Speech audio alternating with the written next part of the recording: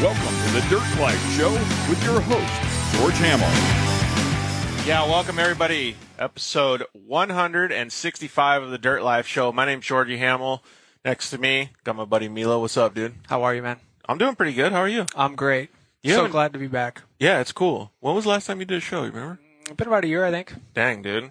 So, is this like a yearly VIP appearance, or do you want to do it more? Oh, I'd love to do it more. Let's I love being on this show. Thanks, dude. We love having everybody on the show, too. So let's get through all our sponsors and stuff. But today we have a really cool show.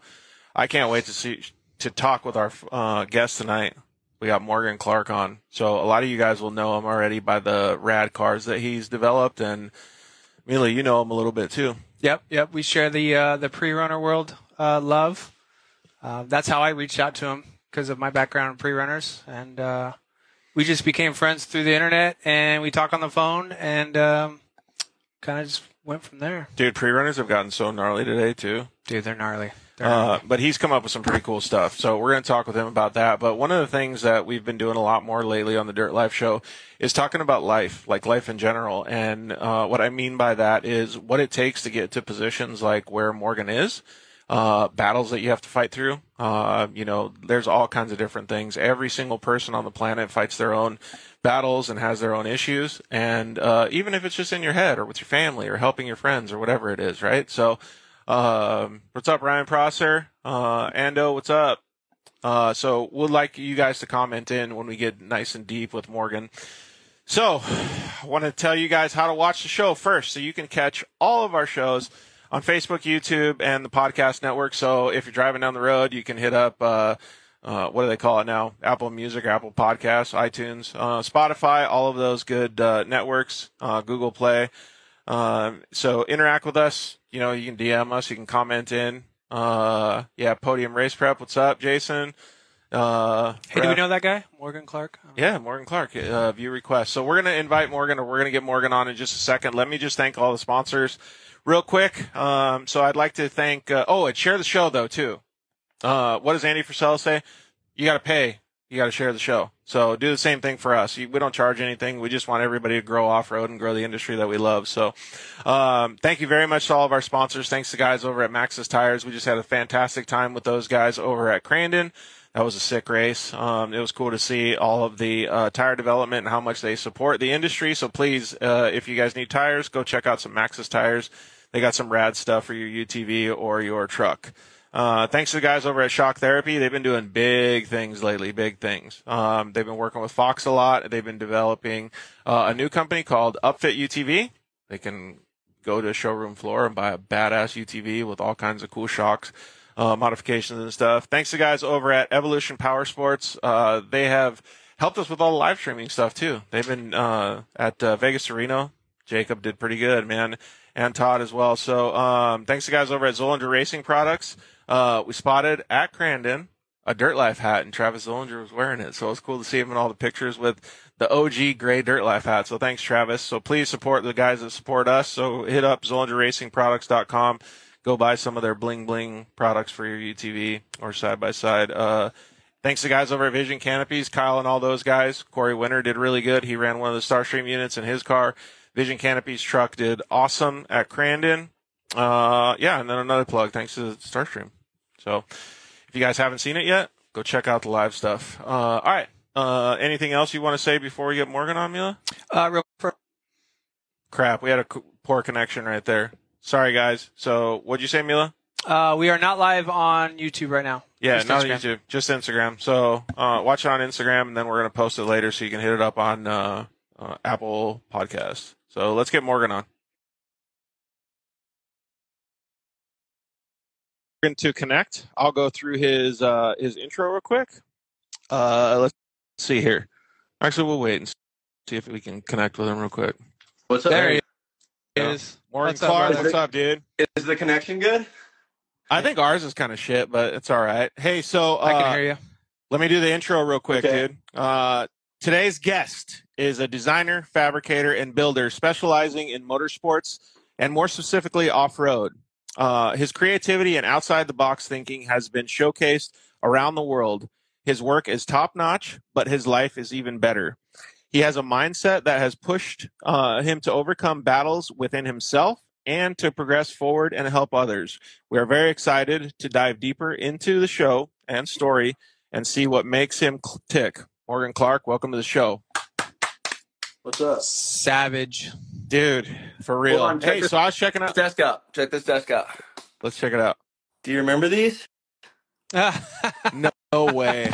It doesn't flip, but it's still pretty solid. So you got a trapper keeper under that thing, dude. Yeah. Is there a bunch of gum still under there? No, this one's raw. There's no graffiti scribes in it or anything. That's right. Is Logan sitting there? We got it for him for something. I forget what it was for. Now it just lives in the office. Right. So it would be a good one to like lean into, you know? Just chill. Yeah.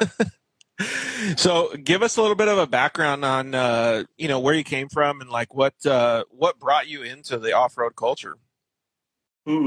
Okay. And like we talked about, I think sometimes this stuff does get repetitive on podcasts, but it is part of my story, and that's how it goes, and there's always a different viewer and demographic per podcast or whatever. I rode dirt bikes. I started late riding dirt bikes. I always wanted a dirt bike. I watched like the movie Dirt Bike Kid when I was younger. That was the shit. And, the I started riding 1989 YZ80. Peter Billingsley, dude. I think it was a CR. Was it? Yeah. But I saw that, and then I started racing dirt bikes, District 37, like in the desert, and that was 14, 15 years old. There were some local kids, and one of the guys, Scott Hyatt, he had this white Ranger, and I remember when they were marking the course, like maybe a day before or 2 days before or something. I was out there before I had a race, and I saw this Ranger like going through with big proportions, like it was an old rain gutter, and it had like, probably 33s on it or 35s, and it had big fenders, and it had a bed cage and stuff, and that was the first time I saw a pre-runner, and I didn't even know what it was, and I know it wasn't an actual pre-runner, but it was still the spirit of one. That's the one that changed me. And then I was riding XR50s like in my neighbor's backyard and stuff, and we had a track, and this was right when like 50s came about, and maybe 2000 or so. And I broke the swing arm or something, and I looked up in the Clarke phone book a place for welding repair, and the welding repair place I went to, they're like, oh, we can't do it, but this place Solo Motorsports can. And then I go over to Solo Motorsports, and I never even knew people build these things. And like I met Bobby and Carl, and I was just like, oh my God, I saw like bead rolled panels on firewalls and all this majestic shit, dude. Like that was the first time. And he had a little, like a 3x5 photograph in their office of one of the old OBS Chevy Herbst trucks, the Mike Smith pre-runners. And it was like just everything was drooped out. It was coming off like a plateau, like coming at you. And it was this gobs of travel in this beam Silverado. And that was the whole time like where things changed, where I discovered this was a thing. Dude, that's so sick. Was that like, would you say 2000-ish? 99? Yeah, definitely. Yeah, I think 99 or 2000 for sure. That's like the whole like Lamborghini picture on the wall. Everybody has their sports car, and like that's dude. Yeah, or a Testarossa. I had that too, like a Diablo Testarossa. That sparked it. Go ahead if you guys have questions. So I was gonna say, so how old were you with the 50s? You could roll over to Solo. 16. Okay, so where did you go from there? Like, how did you get into it? Like rolling in, because the reason I ask is a lot of people are like, dude, I just don't know if I can go to a shop. I don't know. I want to sweep the floors first. How did you roll into it? Totally.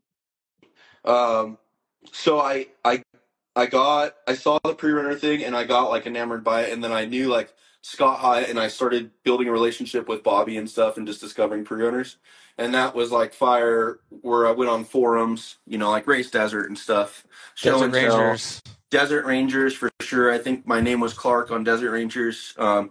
And my mom was my biggest supporter when I was younger, and she was like a tomboy. She was a beautiful woman, but she went to Arcadia High School, and she was a tomboy, but she filled in the father figure with me a lot. And the first car I got this. There was this off-road shop called T&J Off-Road in Orange, and they always had this crazy Jeep Class 8 thing. But they also raced.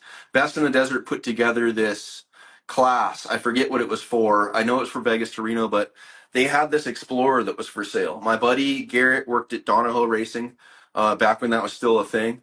And, I told him, I'm like, I'm looking for a pre-owner, like something inexpensive or whatever. And T&J Off-Road had this Explorer, and it was it's like what everybody's getting into now. Those like 94 four-doors. Yep. It was that, and it was Eddie Bauer, and it had 33s on it, Auburn Pro Posies, 513 gears. It had 2.5-inch bypasses, like swayaways, bypasses under the bed, like Devers, all this shit, and it was all 1.5-inch chrome molly cage. And my mom and I went to go check that thing out, and we ended up buying it, and that was like my first truck. It was a 4-liter, like an Atlas transfer case in it. Dude. And it was so good because it was just on the brink of not going fast enough, so you couldn't get through the big shit that would really fuck your stuff up.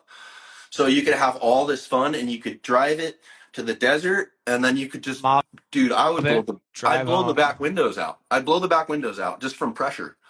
And then, like, Taylor, my wife, like, she's been with me since I was 16. We would drive that to Ocotillo Wells. We'd sleep in the back, drive it all weekend, drive it home. Get like a flat. Dude, that's so crazy. I'm sure right about that time you were doing that, I've crossed paths with you 100 times because I was out at Ocotillo Wells every weekend. Yeah. About that time. Yeah, we'd do it all. Crazy. And we'd go to the MDR races, and that was the awesome stuff, dude, because you just have music on, and you'd like go and you'd spectate at a spot, and you'd watch cars come through, and then you'd go somewhere else, and that was your day.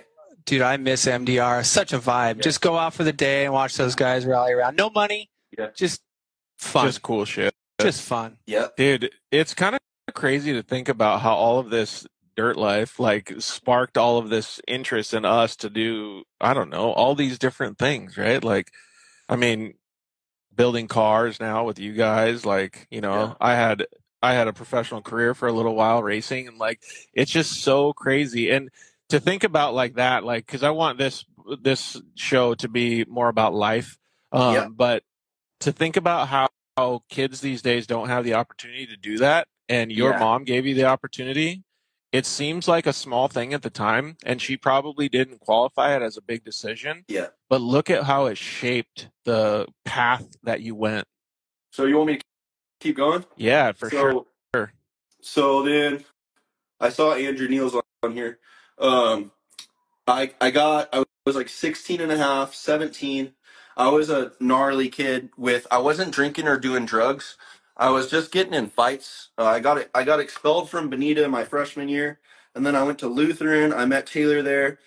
And halfway into my junior year, I got expelled for fighting. And then my mom, like, I was ditching school to ride dirt bikes in Beaumont 3 days a week. Like, Beaumont was our spot, and we would, like, my buddy Blake Thorpe, we'd park in the back, like, where they couldn't even see our bikes in the back of the truck, and then at lunch we'd just leave, and we do it like 3 times a week. And I came really close to not passing high school because of this stuff. And my mom, I was having anger issues like my whole younger life, and I was blowing up on people and blowing up on my mom, treating her like shit.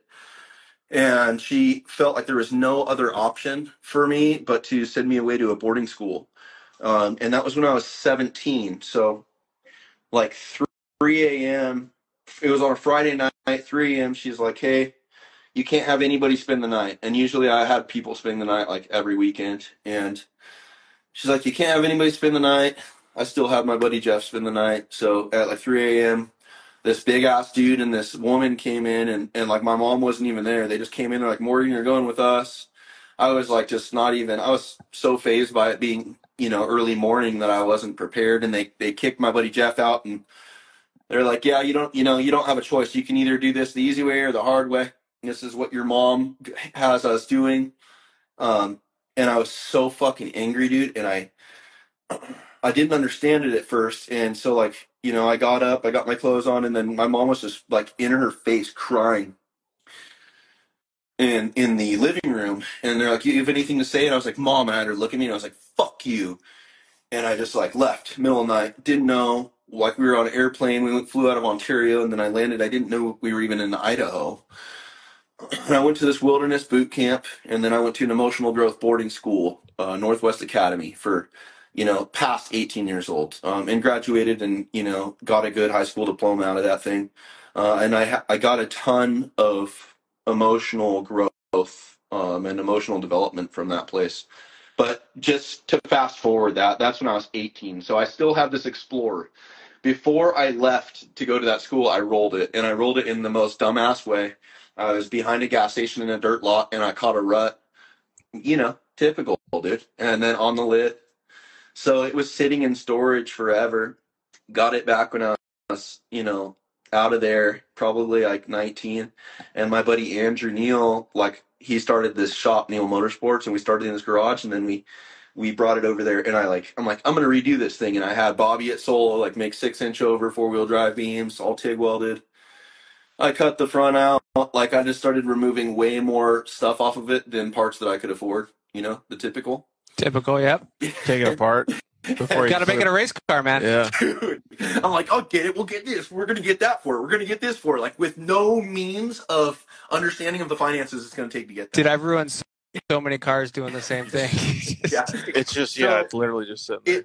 It definitely, but the thing is, it gave me, that Explorer gave me several learning opportunities, because that's kind of the ticket, I think, with a lot of getting into entry-level fabrication. It's so hard to just jump in, even sweeping the floors, man. It's just tough for companies that are thrashing. They want, like, experienced fabricators. And I think that the best way to do it, if you can do it, is to cut your teeth on your own shit, regardless.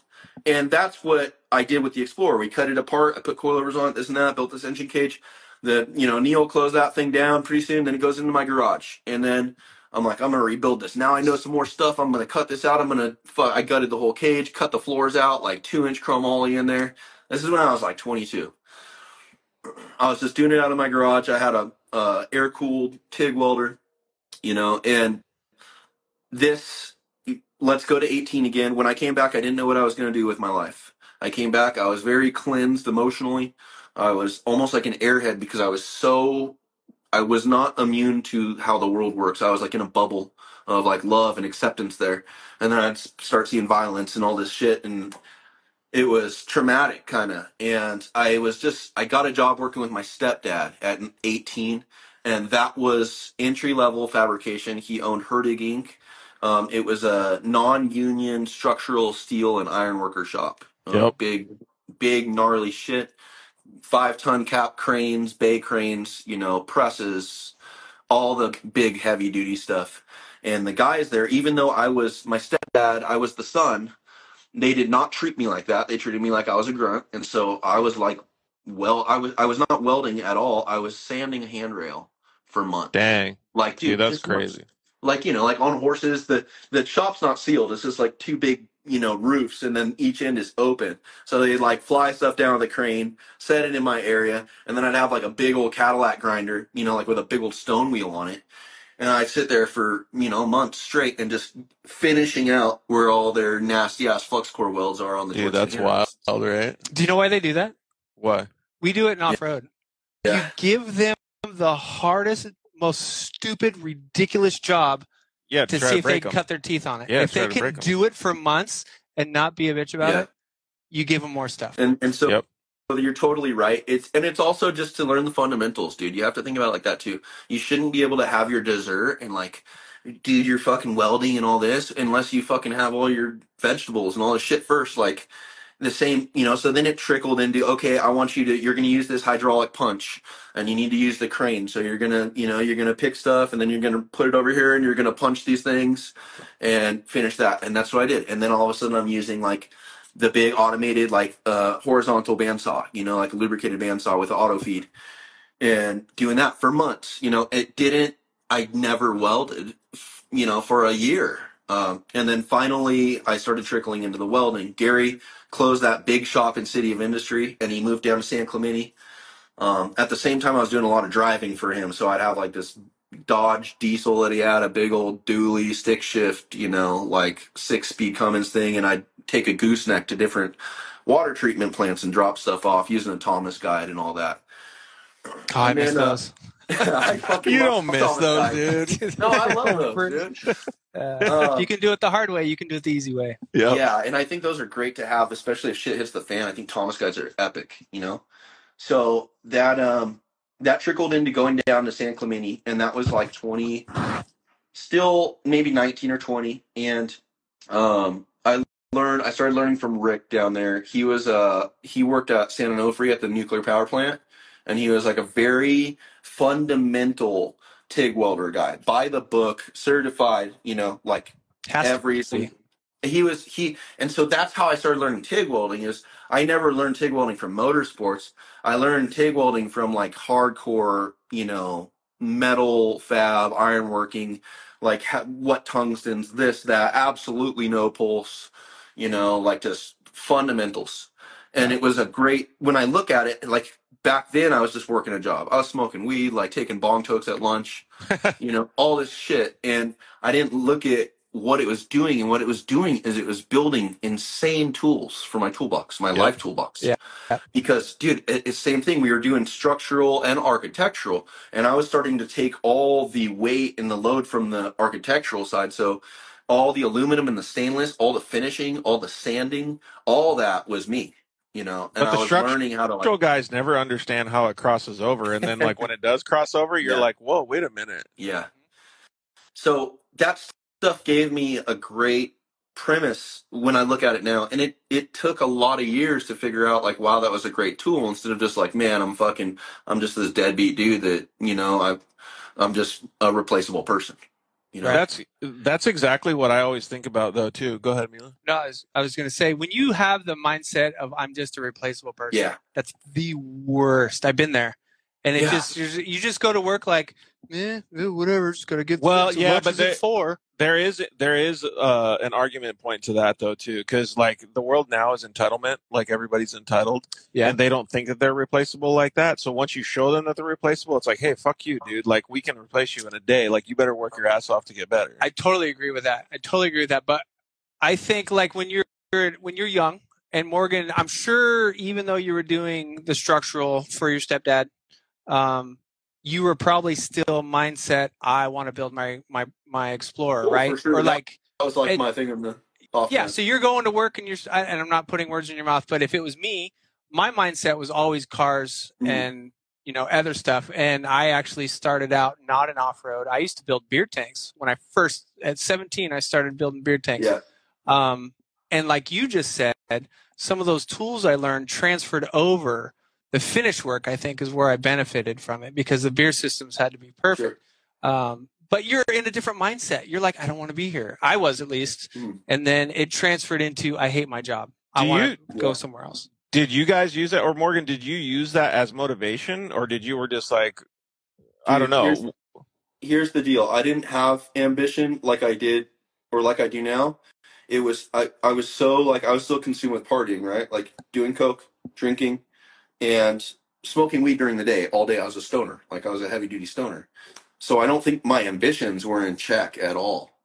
At least for that period of time. I got in some trouble, law trouble in 19, 20, and then still working for my stepdad. There was, like, to transition to the next part is I always have been drawing. That's been my life. Like this table or this desk reminds me of that, because it's either I was going to sleep on this thing or I was drawing on this thing throughout my years of school, where it was an issue. It was a huge issue. The teachers were like always calling in meetings with my parents.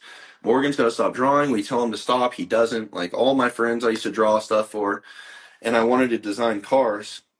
When I got in that bout of trouble, I started to look at, like, what do I want to really do? Am I going to keep doing metal work, or should I like pursue this thing?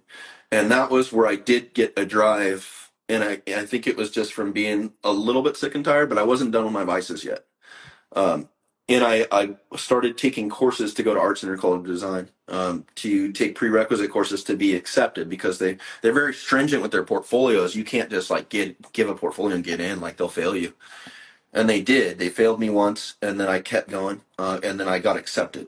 That's just important with this, because that was a huge part of my sense of design with stuff, as I went to design school. That was like my dream. But those things don't just happen, though, because like everything that you've described to date, whether you talk about any of the in your words, I think you said something like the stoner and the stuff that you were not praised for, Yeah. right? You fighting and all this The stuff. vices. Yeah, the vices. That's the word you used.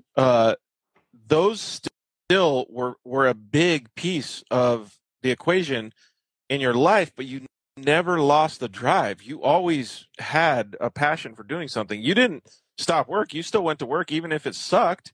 You still went and grinded it out. Like, you were still a hard worker. Definitely. And I think that's part of that is ADHD, which I do believe in. I don't like, some people will think that's bullshit, but I know that's a thing. Part of that is just being able to create stuff with your hands and just being able to build something and get that instant gratification or just that satisfaction of doing that. And I think that nourishes you. Yeah, absolutely. Part of it is also coping, like just doing something to feel better than doing nothing. Part of it is survival, of having to collect some kind of a paycheck. If we just fast forward into stuff, there was a point where I didn't know what it was, but I knew that I had more to offer to the world than what I was doing. And I don't mean that in an egotistical way or like, I'm shit, it's just, there was something like cause I dropped out of college and then I started working for my fucking stepdad again, doing steel again, the same shit, the same people were there, like all of it. And I felt like a failure for a bit, and then I started I'm like, this is not it. I know I have more to offer, but I was too fucked up in my own tracks. I was in my way that I couldn't figure out what that was or how to do it, but I just knew that feeling. Yeah. That was it, and I put a lot of that feeling into building my truck Beth when I was doing the structural steel stuff, because that was my thing. Like on the weekend, on Friday, Saturday, Sunday, that was like what I did. And I just went so hard into that, unknowingly what was happening.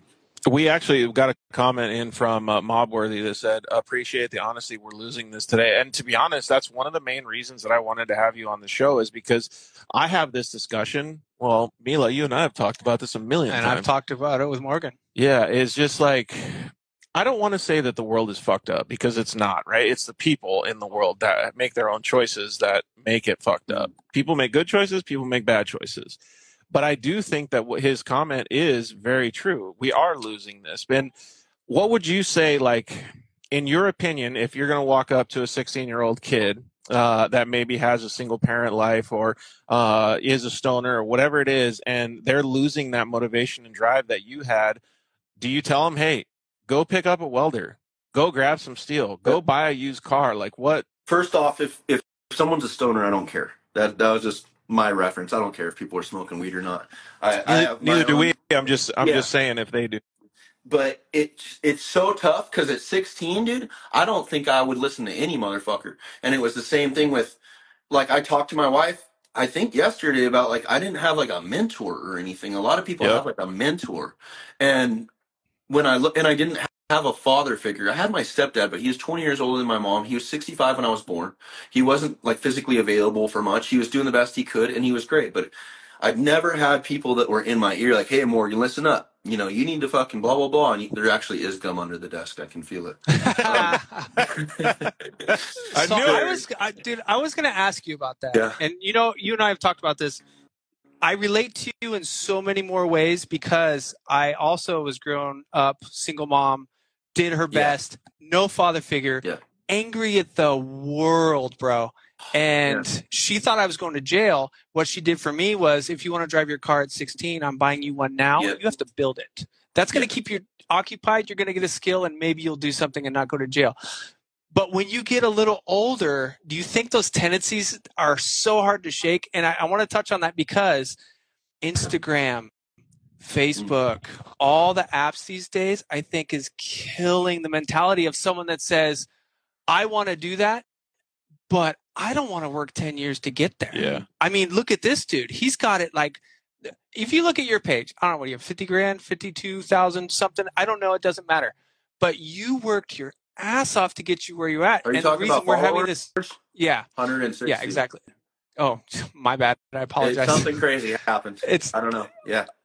But my point is, the reason we want to do this is because, dude, you worked all the trials and tribulations you go through to get to where you're at today. People don't see that. And you tell the same story on the podcast, and I get it. And this is why we want to have this conversation, because it is blood, sweat, and tears to get something out of life. And you can't, going back to George's questions, how would you motivate somebody? To me, I say, put the phone down, open your eyes, and listen to people that have been there. Because when you and I were coming up, there was no Instagram. You know, I had like Donnie Prim and Larry Stork and all the old guys telling me, do it this way. And you said, I didn't have the mentor. Like, how would you handle that now? And just going back to that, if I had to give a 16-year-old kid advice, I think it's just, for me, my perspective is only the one that I know myself and how I would be receptive to hearing input at 16 years old. And it would have to be from someone I do respect. It would have to be from someone that has something that I want. Like it's acquire what you admire. It would have to be someone that, and really, I think for 16-year-olds, maybe that doesn't come with respecting or admiring values. It probably comes from materialistic stuff. Right. Just because that's easy. You know, they look at this guy, he has this, and he does that, and cool, whatever he says goes. And I don't think that's necessarily a bad thing if that guy that has that stuff is giving the right message. When I was 16, I don't know if I would have been receptive. I had to figure shit out the hard way, and that's like how I am. I've never fallen for peer pressure with anything. I've never been I've peer pressured people, but I've never fallen victim to that myself. And I think that stubbornness, that's what's tough. I don't know. I would do the best I could to give advice to these kids, but unless they have something that's trickling into their blood that makes them want to do something or have ambition, that's where it has to start, period. I think the want needs to be there more than the guidance, like you just said. And there is kids out there for sure that are hungry and motivated, and they reach out to me, and I definitely talk to them. And it's kind of crazy that you're saying that stuff too, because like I've asked a bunch of people this question. You'll just be sitting there, and let's just say you ask a 15 or 16-year-old kid, you're like, "Hey, what do you want to do?" They go, "I don't know."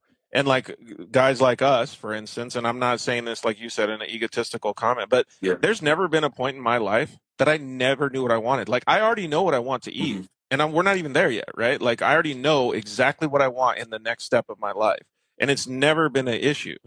But if the kids are confused by social media and they have all of these things, but they see somebody like you, for instance, you are that role model for them, right? And you just tell them, you know what?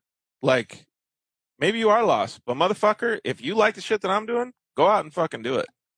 And you don't always have to do it the same exact way, but I think the core of it is you just got to try and you just got to do it. I mean, that's all it is. To get to the end, you have to walk there.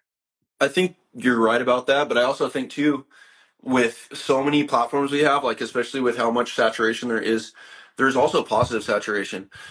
There's tons of stuff I could have used when I was younger on Instagram or YouTube, where I'd be like, "Fuck, this motherfucker is saying some shit that I can hear."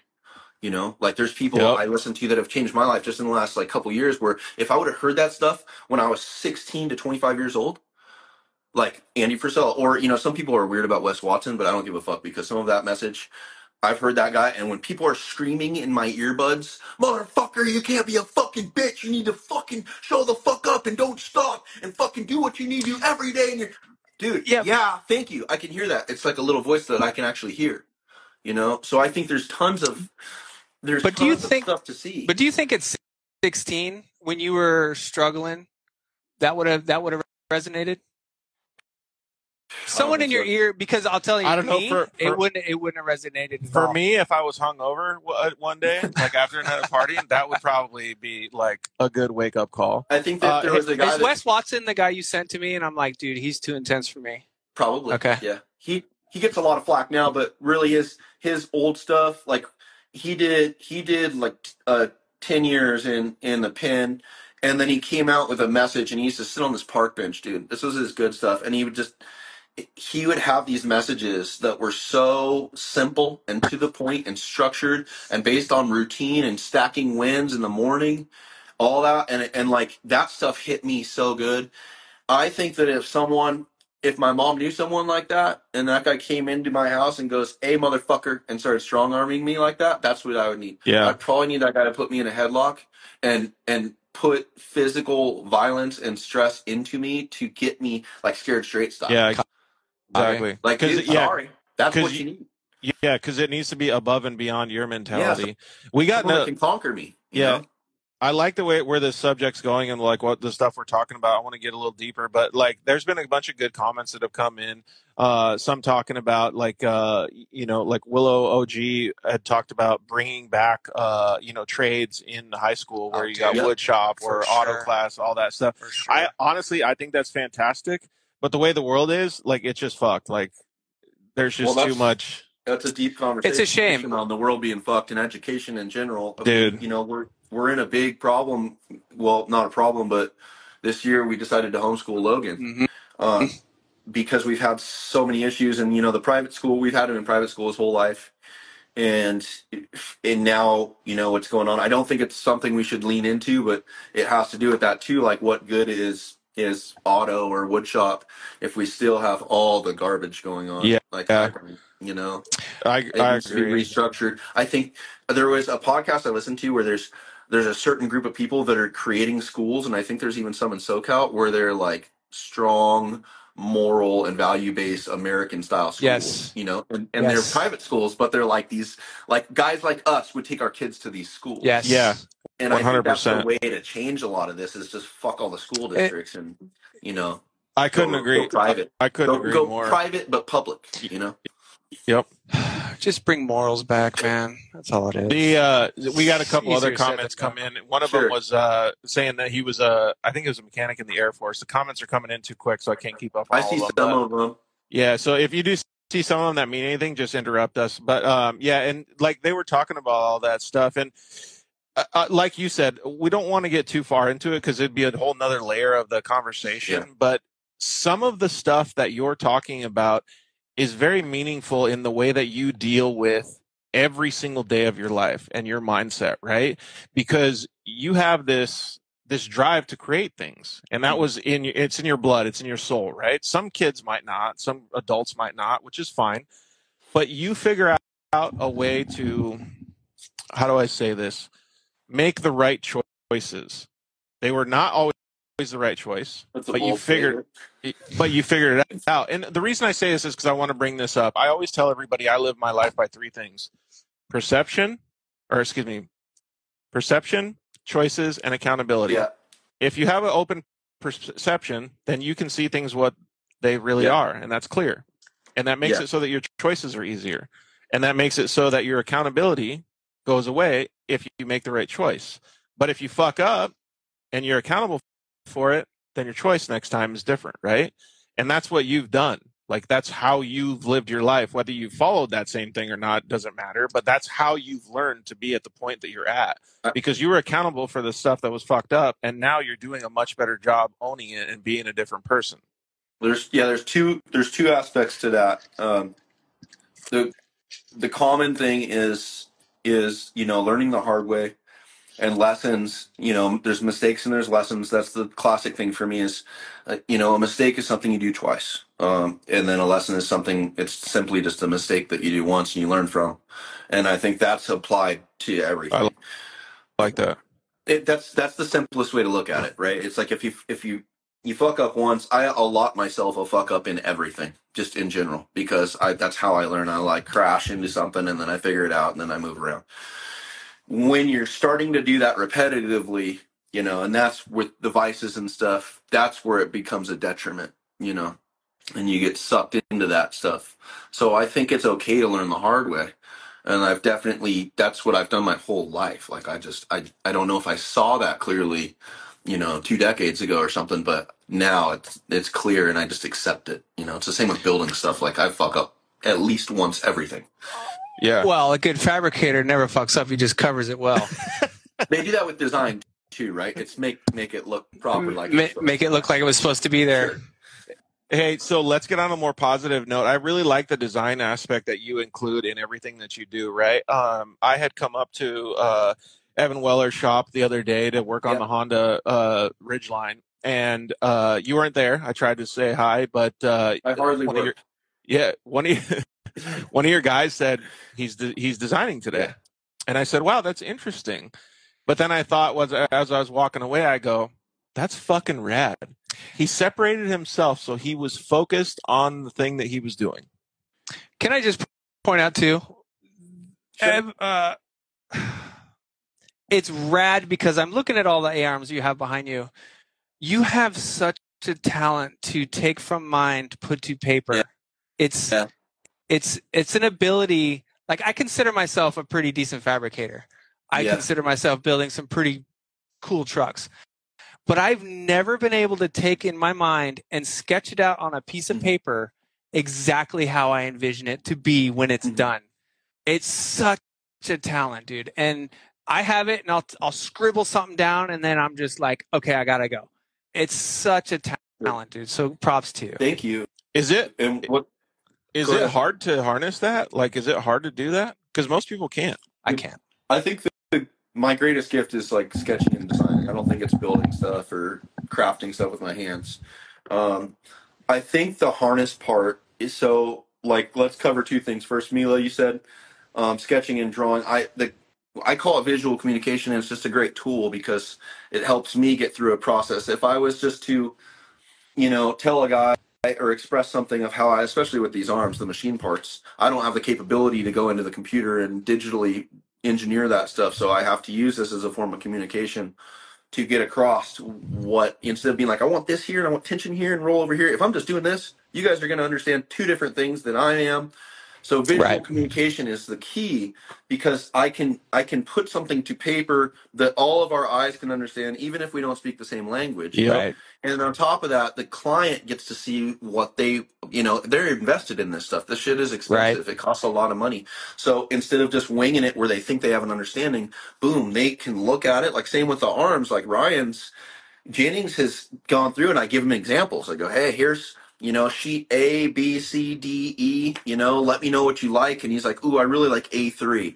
And we can pick from that. And then I can start molding into that. So it's an absolute blessing to do. And I think I'm probably the only person that offers some kind of a service like that, but it's also for efficiency with our builds. If someone wants to spend 60 grand on a dash, think about that. They want to know exactly what that looks like. I want to be able to build it. I want to be able to build it exactly what they're going to be happy seeing. And on top of that, I have a blueprint now.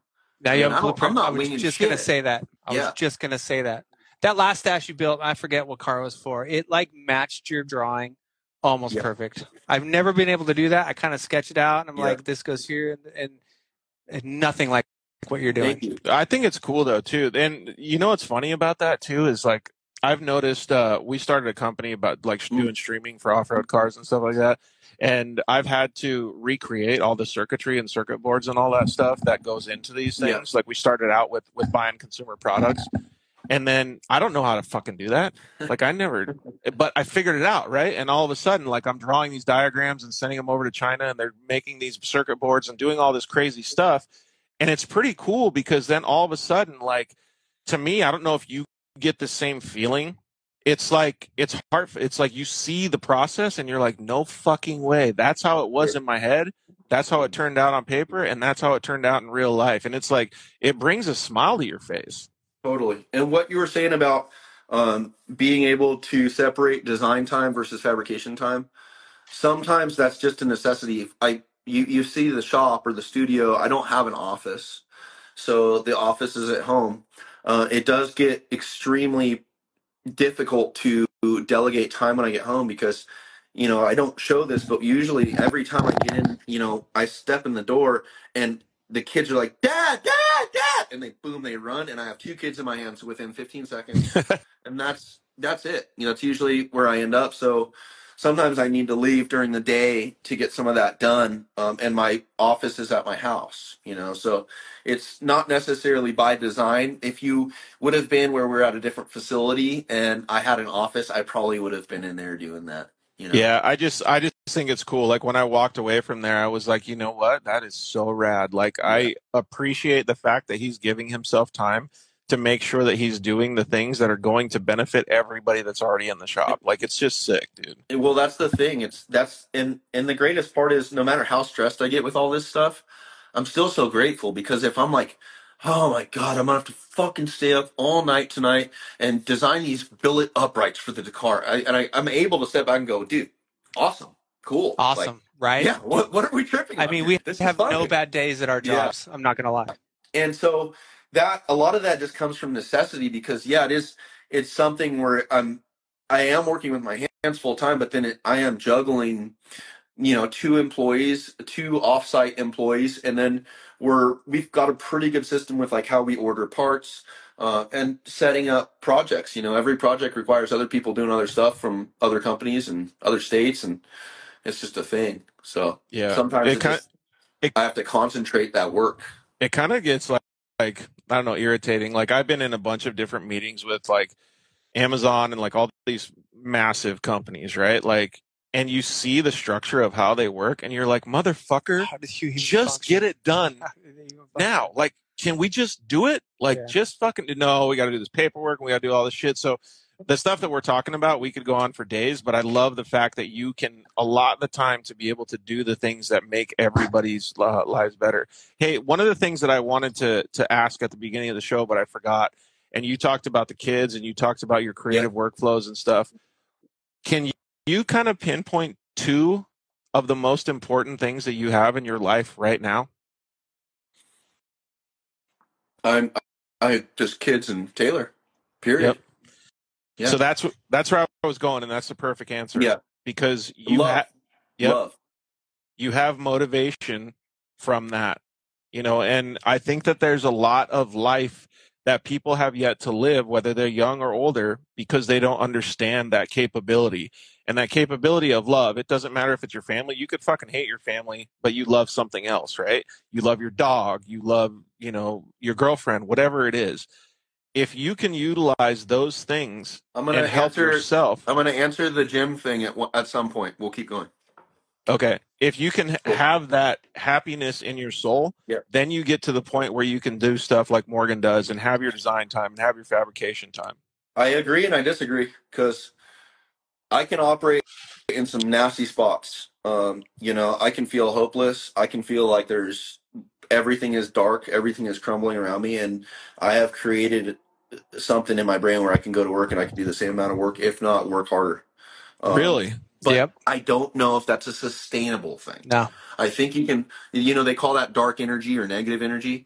And some days are like that. Even if I have this beautiful woman that loves me and supports me and these kids, some days my own brain is dark like that and insecure and negative thoughts and everything's shitty. And I'm still the greatest thing. Like people, when I've been in hard spots, at least over the last 3 years, people are like, Morgan, what you're doing, just don't fucking stop.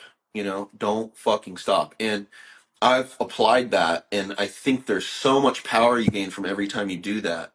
Yes, definitely having a support system is huge. Having a woman that supports you is huge. Having a wife that supports you, kids that support you, all of that stuff is absolutely a huge blessing. I think you can operate the other way, but I don't think you can do it sustainably.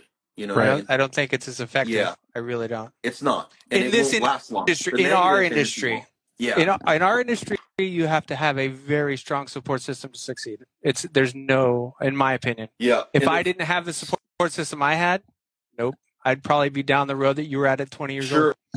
And I think that you can see it a lot and I'm not discounting anybody's like marriage or how it works, but sometimes the women they require a lot more of time with you, or they require you to split some of the duties with the kids, and take care of things like that. And that's the greatest blessing. I've been with Taylor since I was 16. We've been through everything. She's, we've had some on and offs, but no matter what, just by our kids, we're supposed to be together, and now it's this thing where it's so insanely supportive. I don't even know what it would be like without that. And I think what it comes down to is just like, that's why I summed it up to love. And I don't mean to get mushy like that, but that's what I look at. 'Cause I'm like, okay. And I've thought about this, especially over like the last month, but I'm like, okay, what is it? What was my thing? What made me like use, or what made me drink, or what made me need validation or acceptance? And when I was younger, and I'm like, my mom didn't like, she filled so much of the dad part too, that she loved me like unconditionally, but oversaturated, insane amounts of love. And so I grew up since I was born getting that love. And so I expect that. I need that around. And if I can't get it here, then I got to go find out how to get it over here. because it's like a void in my own self that I don't have, or I haven't learned how to fill internally. Does Yeah. that make sense? Oh, Yeah, 100%, dude. it makes, yeah, well, even, yeah, it's crazy that you say that too, because, well, you've been through a lot of stuff in your life, right? And just like all of us have. And those times when you feel that, even if the person's not around, it gives you the motivation to be able to push through it. And I felt that on my dying bed, right? Like, Yeah. and I know that those things drive you. It's actually getting me teared up just thinking about it, because Yeah. you're right in the argument point that you made to me and said the darkness fuels you too, because there was some points that I wanted to throw myself off a cliff, right? Oh yeah. But I was like, you know what? No, fuck that. Like, these people don't deserve to see me leave. I'm going to win at this.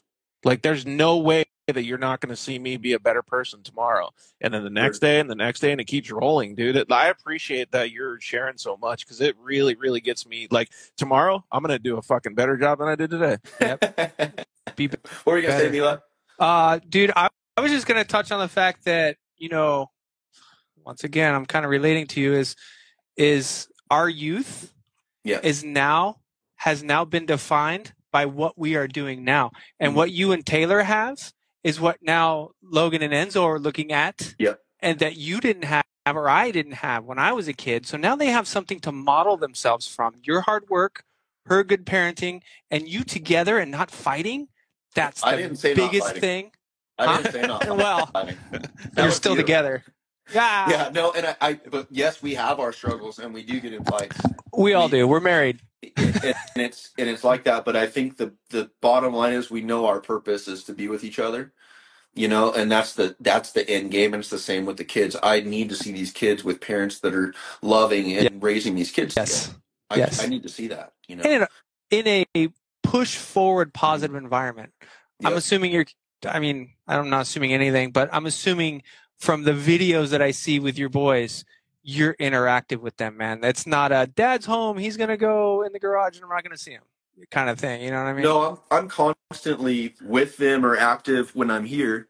It's just I get tired the same way other people get tired sometimes, and there's always those struggles like that where they want to go, and sometimes it's hard. I do the best I can. I think being physically healthy is key for some of that. Let's touch on the gym. Dude. Just because someone asked me about the 100%. gym thing, and that was something there's so much to exercising and mental health associated with the physical health. I can't stress it enough. It's not that I'm just like a meathead that needs to go to the gym. Like, there's a mental a key there that is once you unlock that, you cannot not have that. Yeah. Seriously. It's been so good for me, and it clears my mind. And I don't know who that was, but you asked, how do I make time for that? And something I never used to be a morning person ever. I was always fuck the morning. The only time I was a morning person is if you're going to the desert. Then I'm like, what is it? 3:30? Let's go. Yeah, let's go. I'm ready. Yeah, give me a monster. So I started. My buddy Rich with Color Tech. He's the one who he designed our logos and stuff. And I asked him. I saw him starting to go to the gym, and he was checking in, and it was like 4:00, 4:30, and I'm like, dude, how are you doing this? Like, what is all this? And he's like, Wes Watson? And I was like, no. And he fired an episode off to me like I did to you, Mila. And it was like early in the morning, and I'd never seen this guy, and this guy's like calling me a bitch on like stuff, and get your shit and blah blah. And I started to realize this, and then he's like, dude, once you just do it, you just start doing it. And I did start doing it, but it was also because I didn't want to compromise the time in the evening when I have a family and kids here. If I want to invest in myself just for myself, even though it renders a better person, I shouldn't be compromising the time that my family is expecting to be with me. And so getting up early, and I've done this before, but the commitment and the win you get mentally when you tell yourself the night before, hey, I'm going to wake up at 3:30, and you do it, like you're already on a good one.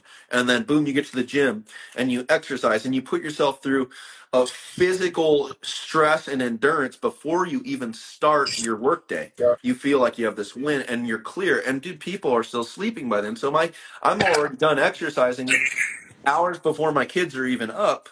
And then boom, I get to the shop, and the greatest part is with like the exercising in the morning is I can sort all of I wake up with just shit Chaos. bags of just thoughts and stuff. Like I can't like everything is flying like where I have to grab one, figure out well maybe grab that, and going to the gym it does something where it like it mellows everything to the point where I can just pick one thing and I can handle that, and I can pick one thing I can handle that, and then anything that I need to deal with, whether that's with my guys, whether that's problem solving, whether I've made some kind of mistake we have to find a solution for, or one of my guys does, or I have clients that I need to talk to, or someone's upset.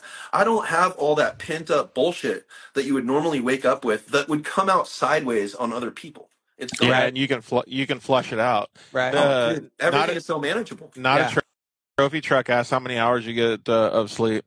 5 to 6. Yeah. It's not enough, brother. 5 to 6. Well, like on the weekends I'll sleep in, like yesterday I slept in. But 5 to 6 I run pretty good. Sometimes I take I'll grab a creeper and I'll take a nap, like a 25-minute nap at lunch. And that's insane, surprisingly good. Surprisingly good. A creeper nap? Yeah. The creeper nap? Yeah. Surprisingly good. Should you make that a thing, a creeper nap? Dude, 20 minutes during the day. Go both ways. Recharge you, man. So what's the thing that well, actually, I'll ask it this in a different way. So we see all the AR drawings that you have behind you. Do you ever get creative block or writer's block? You know what I mean? Like, is there times when you're just like, dude, you know what? I can't, it's not coming out. Like, I got to go work out. I got to do this. Like, and how do you overcome those? I don't get creator's block. I think that this stuff, a lot of this stuff, can you hear the hamster drinking right now? No. Okay, cool. There's like a hamster with like the ball bearing thing. Oh, is he going hard right now? Yeah, he's like holding it. I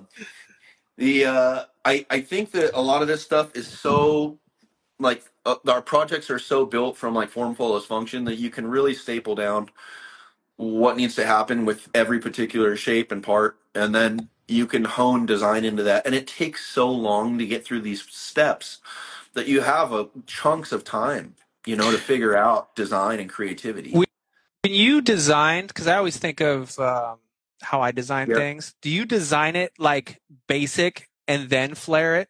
Or do you just start with the flare and then whittle it down to geometrically correct and stuff like that? It just depends on, it's like say triangulation or like I-beam pockets and stuff like this. It would all depend on the priority of the functionality first. So if it's something that has reservations for strength and integrity, then I'd hone it to that.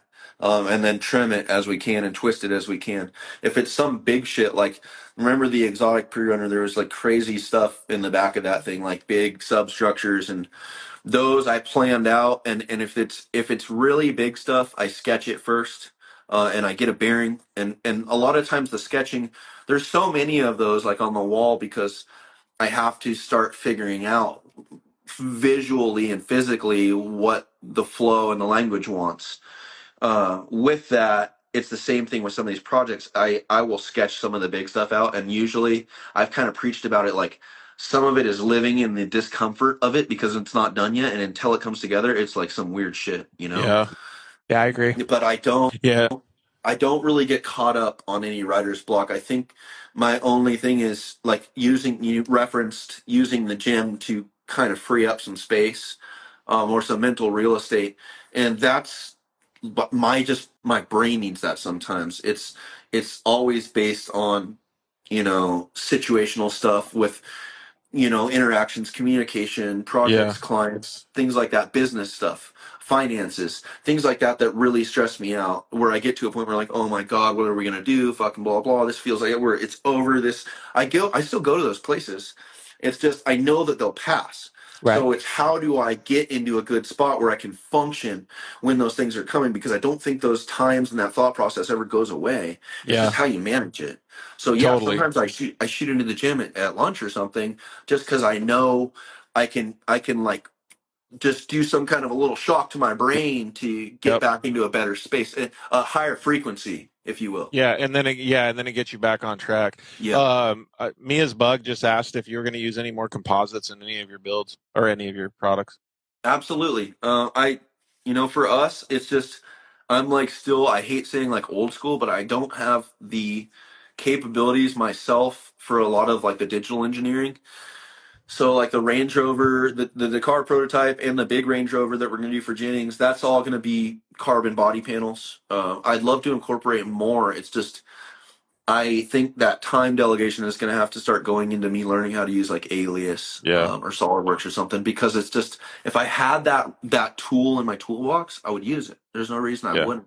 It's just I'm so familiar, and it's very easy to get stuck just doing the same thing, doing it by hand, cutting the stuff on the bandsaw, this and that, because you're in the everyday hustle of doing that stuff that you can't find the time to learn and gain new tools and knowledge. Yeah, So yeah, I'd love to incorporate more carbon for sure. I like that the answer that he gave too is I've actually been having a problem with a few of my employees not wanting to do stuff that's outside of their toolbox. Like no, why can't we just do it this way? I'm like, no, motherfucker, do it different. And they won't listen to me because they don't want to get outside. I love that you answered that. Yeah, I absolutely would if I could expand my toolbox. You'll never grow unless you try. Yeah, it's kind of hard though, dude. It's really hard. So whenever you did do those, or when you do those designs, have you ever gone through and been like, all right, this design looks sick, and then you draw it out, and then you're like, I don't know, putting it all together, making the mold, doing all your sheet metal work, and then you're like, oh shit, I got to redo this. I can usually make alterations like you're altering a suit, if I need to. If it's mid-tailor. Yeah, a little tailor. But no, I usually get a pretty good bearing on it. The thing that happens for me, and I'm sure a lot of people that build stuff, is you see stuff like months down the road and you're like, fuck, dude, I shouldn't have fucking done it like that. Like you get a little more frustrated with your older stuff and wanting to do it, differently, because you just constantly are progressing. Yeah, that's 100%. True. Well, what about the days that you're not progressing? Like, what if it's just one of those days like you were just talking about that's just throwing all the fuck at you, and you're just like, dude, tomorrow's going to be better. What do I do today? Like, how do you deal with that stuff? Because a lot of times that happens to people that are in the structural engineering jobs or in the, welding shop, just laying down beads all day. Like, they don't like it, and they want to get to a point where they can be more creative. For me, it's usually when I have to, and it's an ADHD thing, it's when I have to repeat some shit, or I know I did this side, now I have to do this one, and every bone in my body doesn't want to do that. And it's a bummer, because at this point I'm like, I don't think that goes away. I think that's just part of like the tool that you get is how do you deal with that and how do you accept it, and the gains that you get are those not long term, but they're delayed gratification, right? A lot of people that have had a history with either substance or ADHD, it's an instant gratification thing. You want to get it now, see it now, have it in your hand. Look, I did this now. Ooh, I got this, right? And so it's just like a not a tool, but it's something where you just have to get in the routine of being disciplined to do that stuff, and it's a constant battle. It never goes away. It's always, everything we build usually has, you're building a reverse side of it, a left or a right, something that needs to mirror it, and sometimes I counter that by just doing both at the same time and keeping them up. I don't know if that answers the dark days. The bottom line is just don't stop with everything. Right. That's the whole thing. You just don't stop no matter what. Don't stop, I agree. No matter what. And you can apply that everywhere. Yep, and you can teach yourself little things, right? Like you drop an ice cube on the floor, don't let it melt. Fucking pick it up and throw it away, right? Those little tiny things build the fundamentals that will make it so that on those bad days you just push through and it's much easier. You know what I noticed too is when I don't want to do something, I'm like, okay, if you do it and you don't think about anything else, you'll be done. Yeah, it's just done. You're just gonna be done and with it's it. And then you don't have to worry about it. You're like, hell yeah. Yeah, sick, I just knocked through it and I didn't even want to. Yeah, exactly. Yeah, that's cool, man. What's been some of the biggest things that you've had to struggle with, like owning your own business? Sleep. I can tell you that personally. No, I'm good on that. Oh, not me. I think it's just been finance stuff. It's, robbing Peter to pay Paul is a classic thing that comes up. It's managing money. All these, I say this generalized, but all these fabricators that are really talented, it seems like all the guys that are really talented always end up quitting their job and working for themselves and starting their own business. And what, you got to think people are going to college and they are spending years learning how to run business, how to take business. They're taking business courses. They're getting degrees in business. And I think that's the most difficult thing of being successful at this stuff is really learning business. Yeah. Establishing working capital. I have had zero help from anybody whatsoever. I don't have a partner. I don't have investors. I don't have people that like I've had nothing. Like, and so just going from there, I'm grateful for that. But that's been the issue is how do you manage that financially? And it's the same thing, like you get into a bind, you keep taking a bunch of projects in, and then these projects don't get finished that are back here because you used all money for that, and like it can be a very vicious cycle that can escalate quickly. Yeah. And then you have to bust your ass to get these things done, Dude. So 100%. I think, and I hate to bring it back to this, but I think really sobriety and being clean has been the greatest gift for business in my whole life, because I'm able to look at these things and I'm able to see patterns and I'm able to see the lessons instead of just constantly resetting myself or something, and drowning in my own guilt and shame where I can't even focus on the shit that's supposed to be thriving.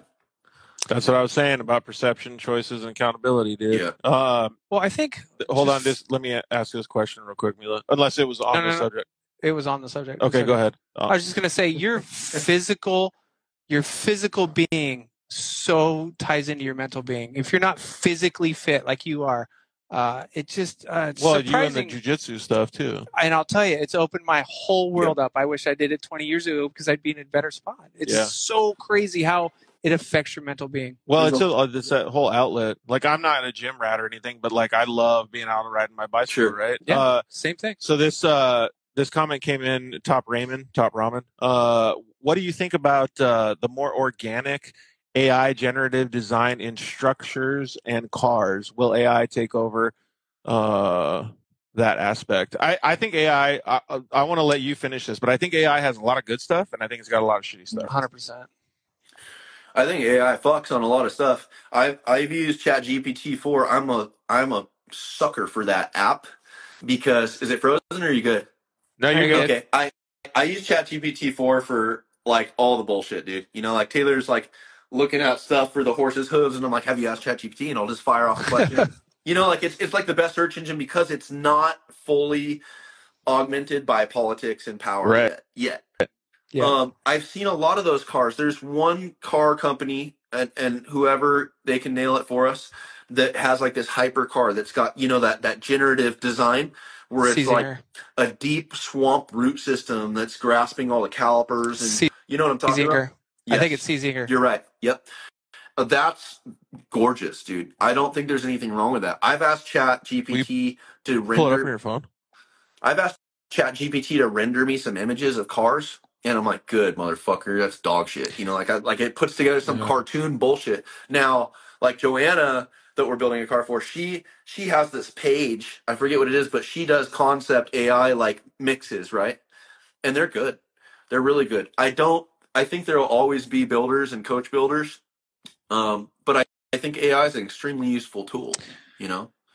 See, I'm of the opposite perspective because I'm of the old school where I think if we just leave everything to, I got it up, but I can't find the caliper. If we leave everything to computers, you and me, it's a lost art, bro.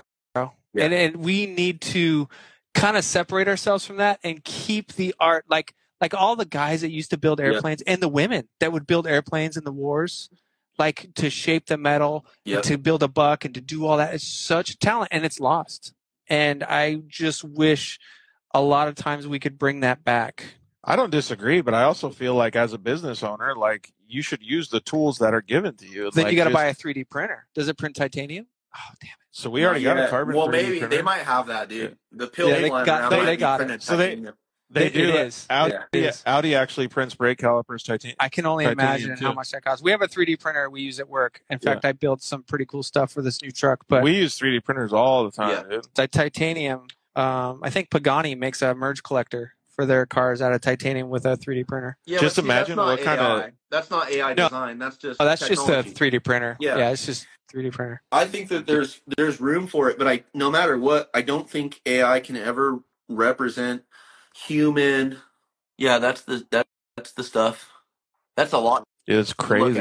Yeah. Yeah, it's just 3D printed parts, but I can't find that caliper. But that caliper is pretty intense.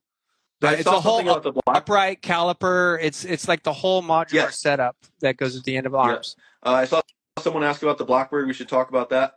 Yeah, do The it. other thing though is just on the subject of AI.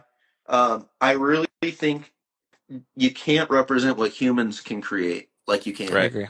And it's the same thing. Even if someone took, like, say for instance, the Dakar prototype, and they generated their version of that, it would not feel the same to your eyes and your soul when you look at it. Straight up, there's something there there's a human connection to guys that are building cars, and especially like coach building and forming and shaping, that just, I don't think you can get that. And like, if you like Ring Brothers and Roadster Shop, you could, like, SEMA last year, right?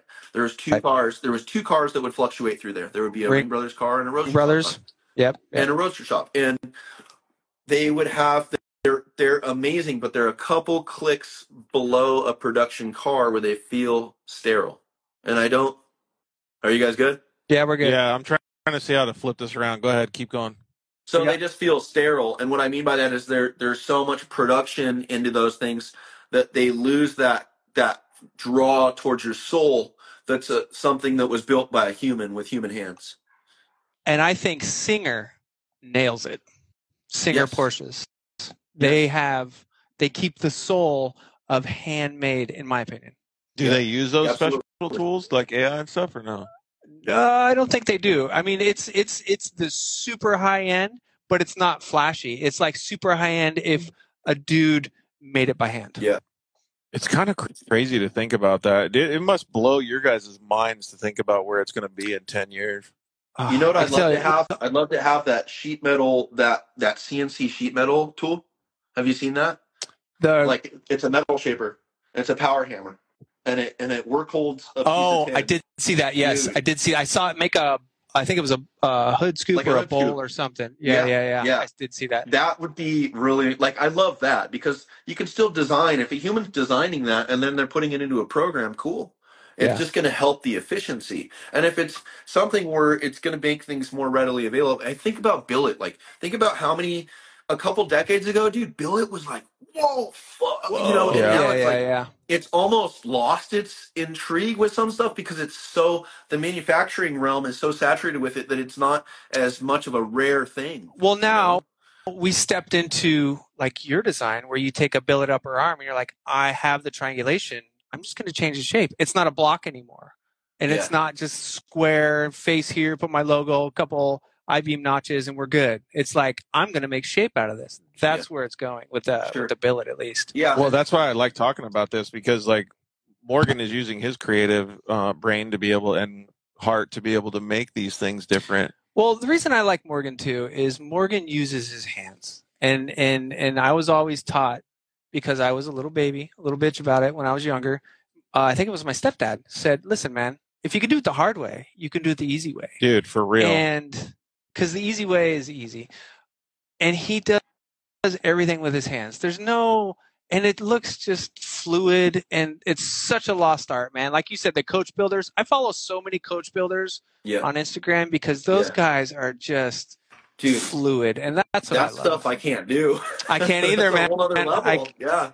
I love sheet metal. I love doing what you do. I don't get to post it enough as much. Dave doesn't like when I post what I do at work.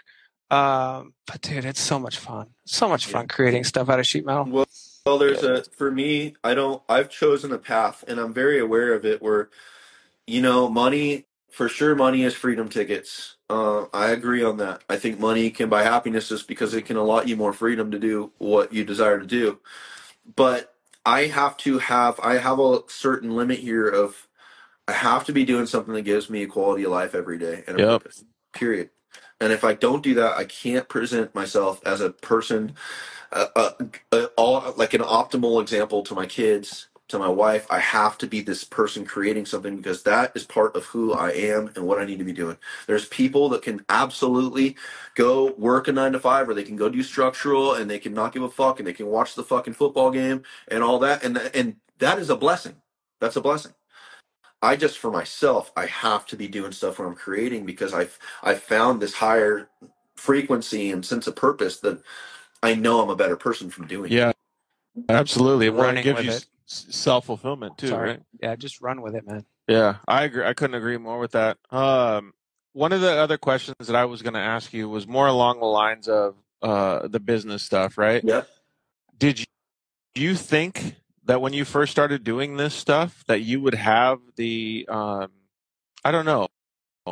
I don't want to call it creative freedom because owning a business is not full creative freedom, but the ability to do this, because that's kind of scary, right? Going from what you were talking about at the beginning of the show, like a structural engineering job, and then having all of these, making it up the ladder, and then deciding, well, now I'm going to go out and do my own thing. Well, like that's scary. You're kind of at the mercy of your customers. I mean, it's like I can prove to you I have the talent, I have my drawings, but you have to find someone that's going to get off their wallet and have faith that you're going to give them what they want. That's like, to me, the biggest hurdle is finding someone that's willing to pay you for that stuff. Well, that's what I'm saying. That's scary. Also sales and marketing, and that. Yeah. I didn't consciously choose to do this and jump off on my own. I mean, I guess when I look at it now, for sure, I made a choice to not go work for someone else again. All of the struggles, no matter what they are, I would never trade to go work for someone else again, period. Yep. I don't care what they are. I don't care if don't want to get out of bed in the morning because I feel like my whole world is going to end and I don't know how to fucking solve it. And I'm good on that because the liberties of running my own business and, the not freedom, because it's not like you get time off or any shit like that, but it's more or less how I can lead a team and how I can, the capabilities of running my own business versus being stuck under someone else, I think is where it's at. It's about that I don't have limits. You're good. And in a lot of ways, running your own business is double the work than just going to 9 to 5. Yeah. But having no limits, I think, is the best thing. Well, I guess the limits are set by yourself, right? Yeah. Yeah. It's funny because you hear the same shit all the time. Like, I have 2 companies, but I work roughly 16 to 18 hours a day every day. Yeah. So my work year is, twice the amount of days that everybody else's is. And I work on Saturdays and Sundays too, right? But when I wake up in the morning, I don't hate going to work. I don't want to go to work today. Never had a day like that. I've only had days like that where I've mentally fucked myself, and that's it. But it has nothing to do with the work. I'm going to turn the light on really quick. Yeah. Well, they say, I mean, if you pick a job you love, you never work a day in your life. Well, that's what they say. I agree with the first part of it. If you pick a job, but you fucking work your ass off, right? But I do agree with Morgan in saying, like, you have that enjoyment out of it, right? And you can, I don't know. There's just people, and I think all 3 of us are the same. But like, when you can understand that you're working for something that's appeasing to you, then it's a lot better. Yeah, there's also the window too. Because my wife is probably, I consult with her on all of this stuff, my struggles. I see a therapist every week too, but, my wife knows the ins and outs and she knows every single client in detail and my employees. And the trade-off too is like these times where I've never missed a game for my kids. I've never missed practice. I mean, sometimes I'll make a collective choice that I can't go or I'm not going to go. But I'm never at the liberty of having to get an approval from someone of how the fuck I want to spend time seeing my own family. And dude, exactly. I don't discredit that. And I'm not, that's not like me looking down on someone in that position. I'm just saying, like, that kind of stuff, dude, throw me to the wolves on everything else because I get those opportunities where I'm never, ever going to miss. Hey, we need you. Your son's going to do this. They're having a party here. They're doing this. And I can be there. And I can show the fuck up. And I never need someone to give me approval on the time that I need to spend with my family and my kids. Yeah.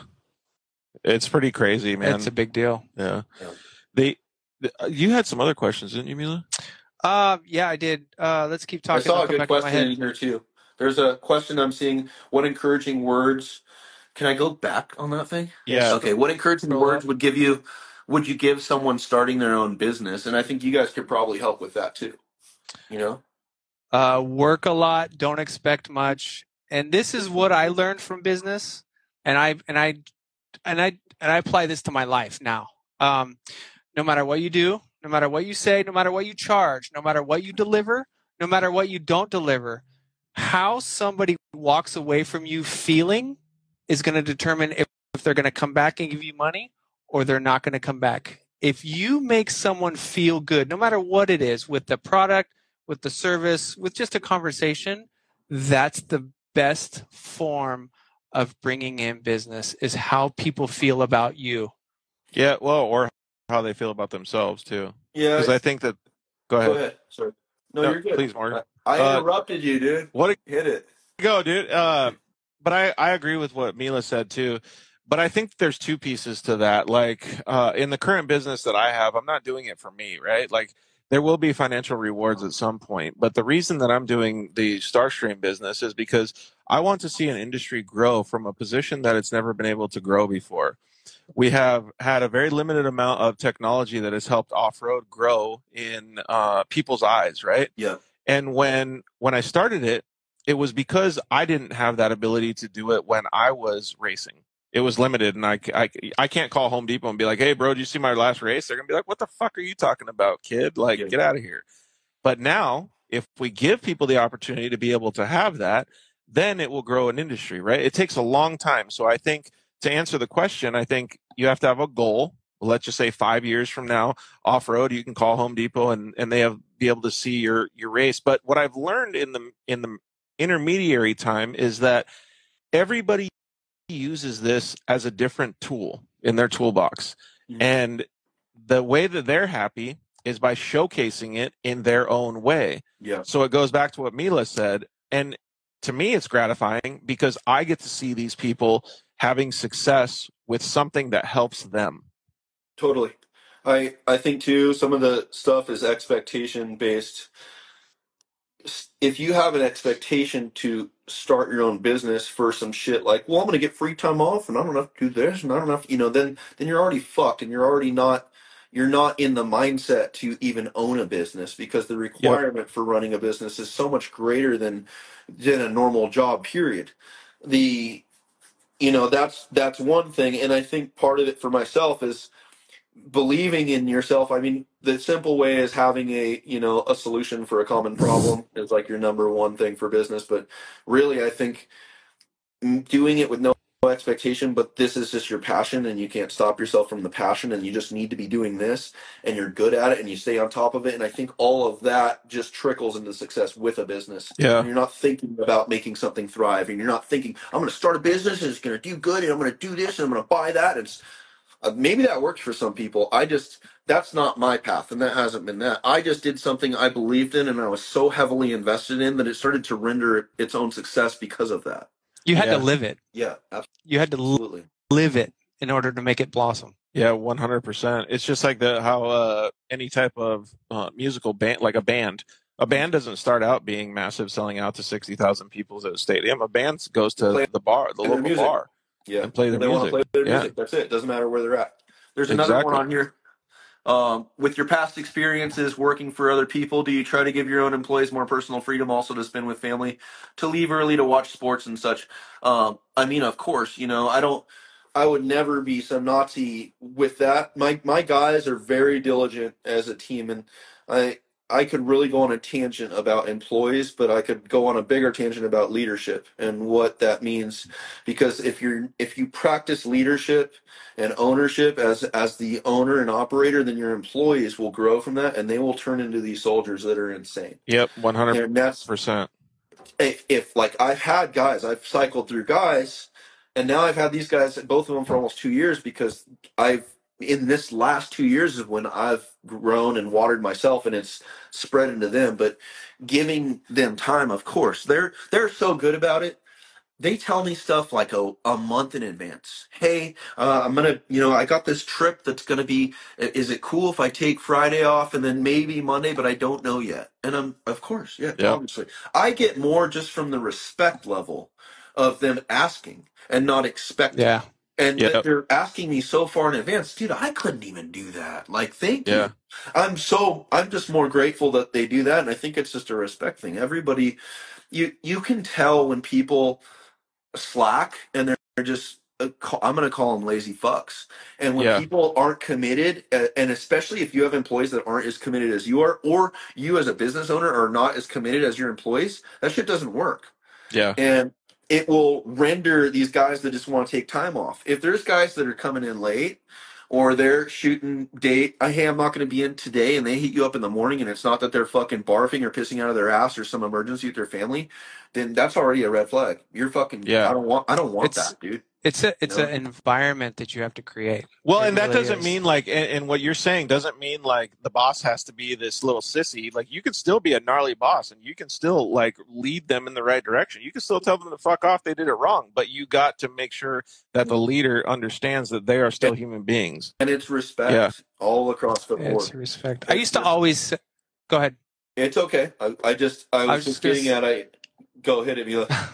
You I went. was just gonna say, when you look at your boss like you don't like I lost my train of thought. I always say you employ your employer as much as they employ you.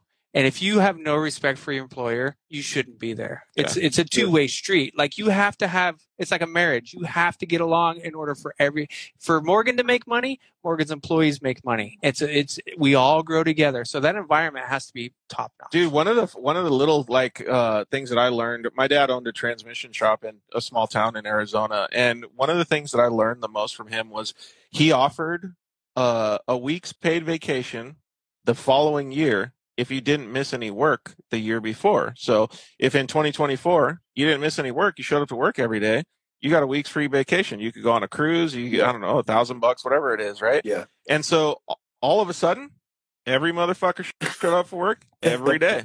Yeah, if that's the incentive that works, sometimes that works, sometimes it doesn't.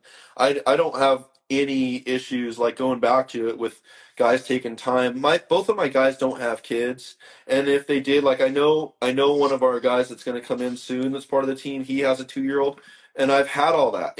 If you're working, part of it is like life experience. If you're working for a guy that's never had kids, then how can you expect that guy to have space for like understanding your program with having a kid? Yeah.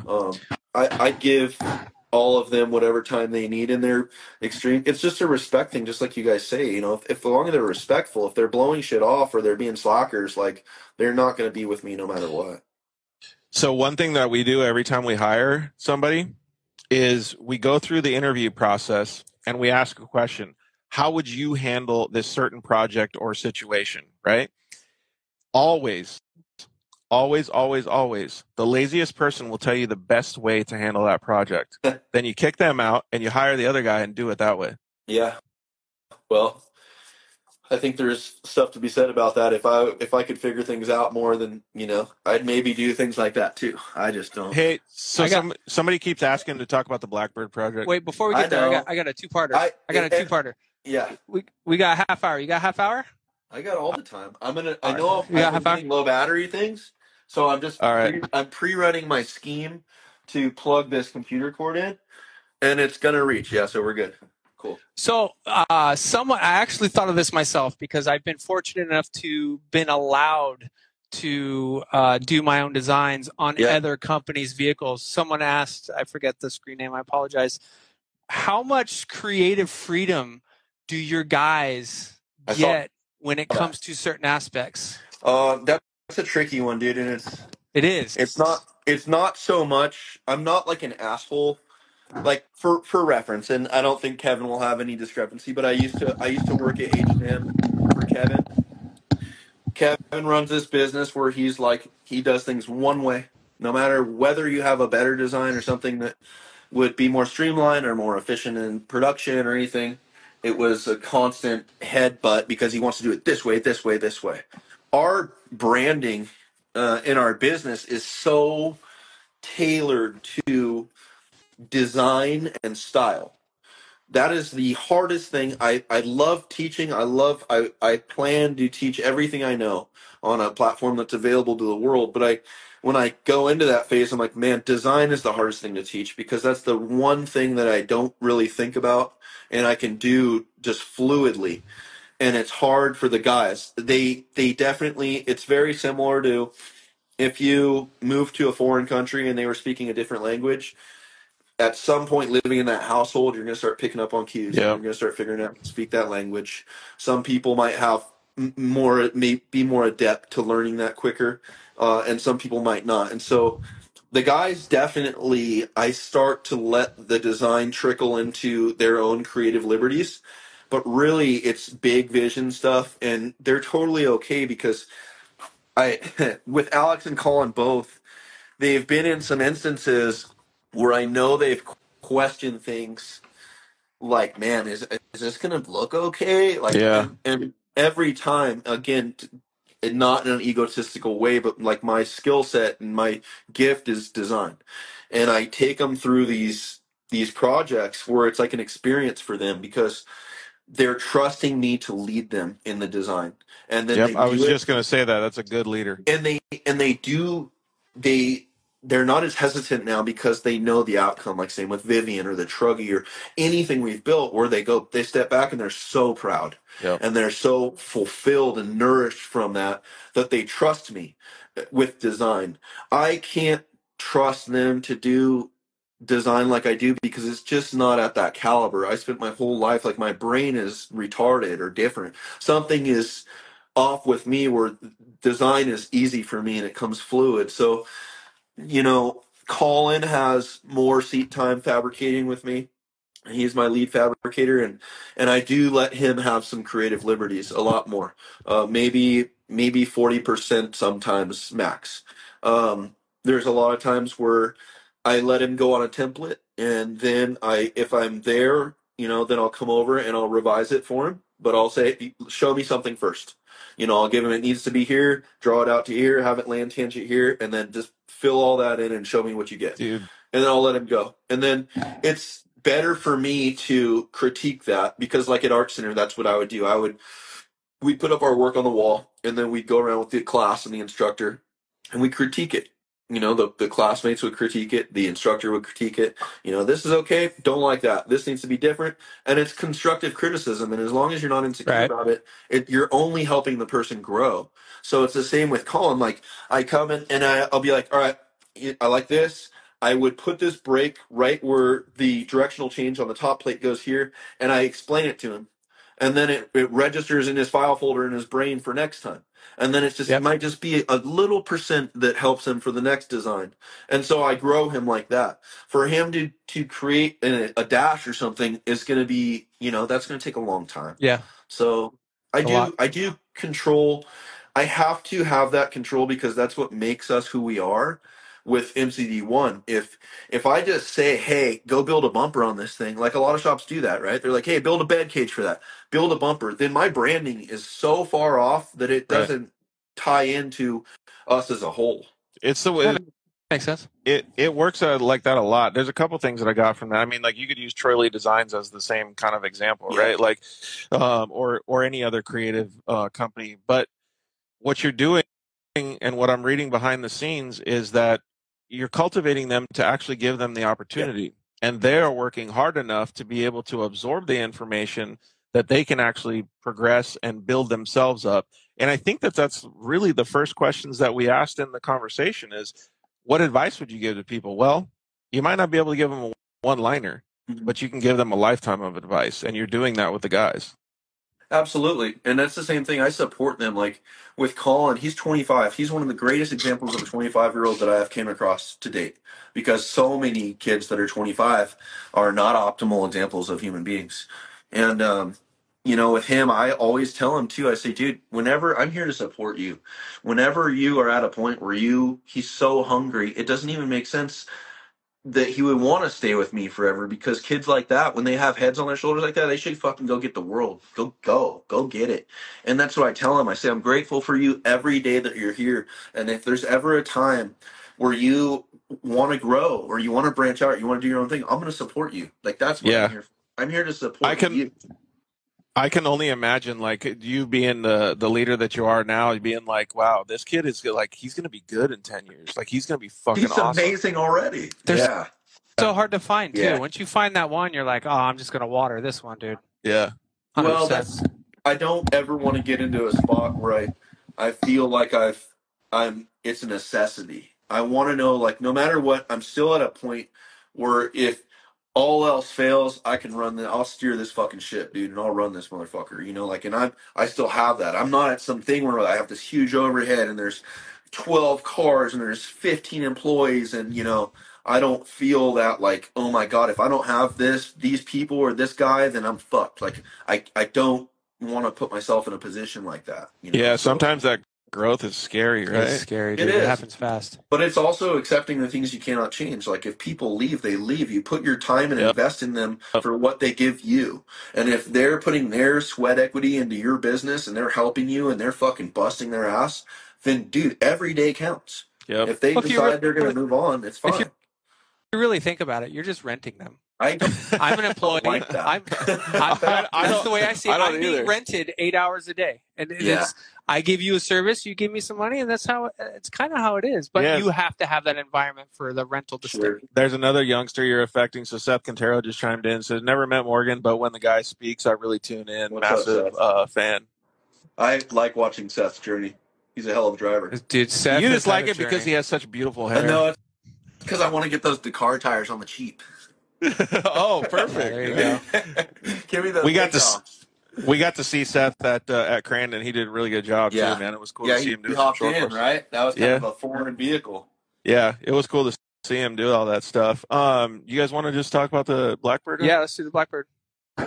Yeah, What's up with the Blackbird? I was almost going to pull up a picture, and I've been holding out on this thing. So the Blackbird's this, you know, like with my career, like what I watched is I created that pre-runner Beth, my Super Crew, I-beam Super Crew, Leaf Spring Truck, crazy bed caged, all this stuff. And I created that, and then that gave me like this window into the off-road industry as like accredited fabricator, and that's what like got me my job with Jamie Campbell at Raceco, etc. I want to enter into the hot rod world and like the street car and road car world, and I'm gonna do it. I think I have to do it funding this thing like myself. I had a guy that was in like he was going to invest in building this thing, and he got Aaron Beck and I designed this thing. Aaron Beck does he's a high end like digital designer. He does like stuff for Elysium, like a lot of futuristic designs. He's a bad motherfucker from New Zealand, and originally I was going to have this thing funded, you know, $1 million plus, $1.5 million. The guy ended up being a lot more of a talker than he was, you know, ready to pony up and start building this thing. But I got so invested in it because it's been my dream. The SR71 Blackbird is. Do you guys know what that is? Yeah. Okay, most guys do. But just a quick rundown. Like that was built. It started its Skunkworks. Skunkworks, Kelly Johnson, Lockheed Martin. It started its duties in 1966. It was the fastest production, or just fastest plane ever built. The way it was designed, the faster you go, the more efficient it would get. It would fly at 75,000 foot ceiling. Yep, and it was an absolute marvel of engineering. And I think even to this day, that plane stands the test of time. They decommissioned it, but it is one of the most greatest. Like if you guys want to just geek on something, watch Blackbird documentaries on YouTube. And there's one over at March Air Force Base. There is. Yeah, Yep. There's one Yep. inside. It's really good. You can go and look in the cockpit and stuff. I know where all of them are. And that since I was a kid, when I was like 5 and 6 years old, I was drawing I started drawing hot rods and stuff, and then like getting into 4th and 5th grade, I was drawing all military aircraft, and I was drawing jets and F-14 Tomcats, Apache helicopters, things like that. But the Blackbird was this thing to me, and it's just such a pinnacle of Cold War era brutal design, like functional. The thing leaks gobs of fuel until it gets up to temperature, and like. Dude, the whole thing, even the titanium, right? Like the CIA had to create all these different false or fake companies to buy all the titanium from the Soviet Union. Yep. While we were building that plane to spy on the Soviet Union, it's so. Remember that was a thing, dude. It was it's so gnarly. Fucking epic. Yeah. So, this hot rod, I came up with this concept where I want to build this 1966 Lincoln, 4-door hardtop suicide style thing, and I want to take every single aspect of the SR71, and I want to put it into this Lincoln. And I want to have a big Steve Morris billet block in there, quad turbo, sequential turbos. You know, this thing's going to go 250 miles an hour, full titanium sheet metal body, hand formed. And I've started to just fund this thing on my own, and it's going to be the greatest investment I've ever put into something. And I think that that's what I have to do in my life. Like, this is how I want to. I don't want someone to fund it. I want to fund it. I want it to be mine. I want to put the blood, sweat, and tears into this thing. I want to keep it under wraps until it's ready, and then I'll start showing the process. But right now, like, what I've been doing is just I work with Aaron Beck, and he's helped me design all the exterior, and we've modeled this thing in the computer. I've like viewed it in VR in real time, like, and I've laid under it and looked at it. I fucking cried, dude. I saw this thing go together, and I viewed it at the shop, and I was just like, oh my God, I brought Taylor to look at it. So that's my hot rod that I'm building, and it's like 37 inches tall to the roof. Nice. It's based off not like a Bonneville top speed. It's going to do 250 miles an hour, and it's based off like standing mile and then like track stuff. So big square tire car, Bugatti tire package, like a Veyron tire package. Yep. And now it's going through CFD and digital aerodynamic testing with Aero Dave in New Zealand.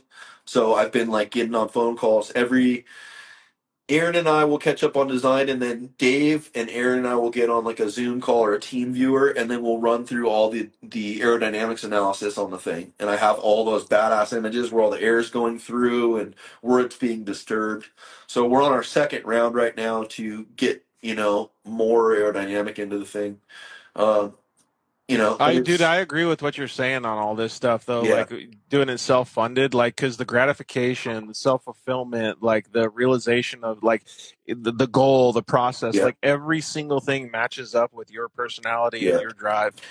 And it's the thing, like, people are like, when are you going to build an off-road car? When are you going to build a pre-run? I'm like, dude, little do you fucking know what I'm doing right now. I'm literally building this Blackbird. Like, I look at this thing every day. I have 3D printed models of this thing, and my friends like Rob and stuff bring me Blackbird models, and like everybody that's like in my circle knows about this thing. It's just the transition happened because I'm like, fuck yeah, dude, full ride. This guy's gonna build this thing.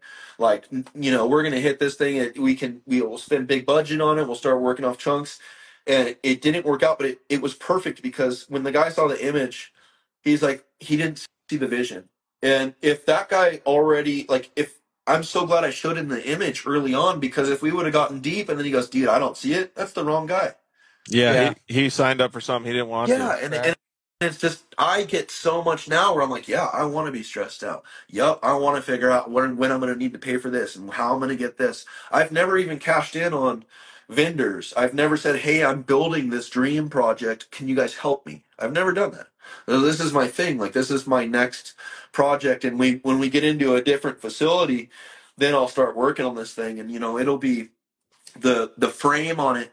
Did you ever see those filters I did for that big donkey truck, the big blue truck, and the canister mounts? They were all flared hole, like plated and boxed. I didn't see it. Did you? It was like 2 years ago, wasn't it?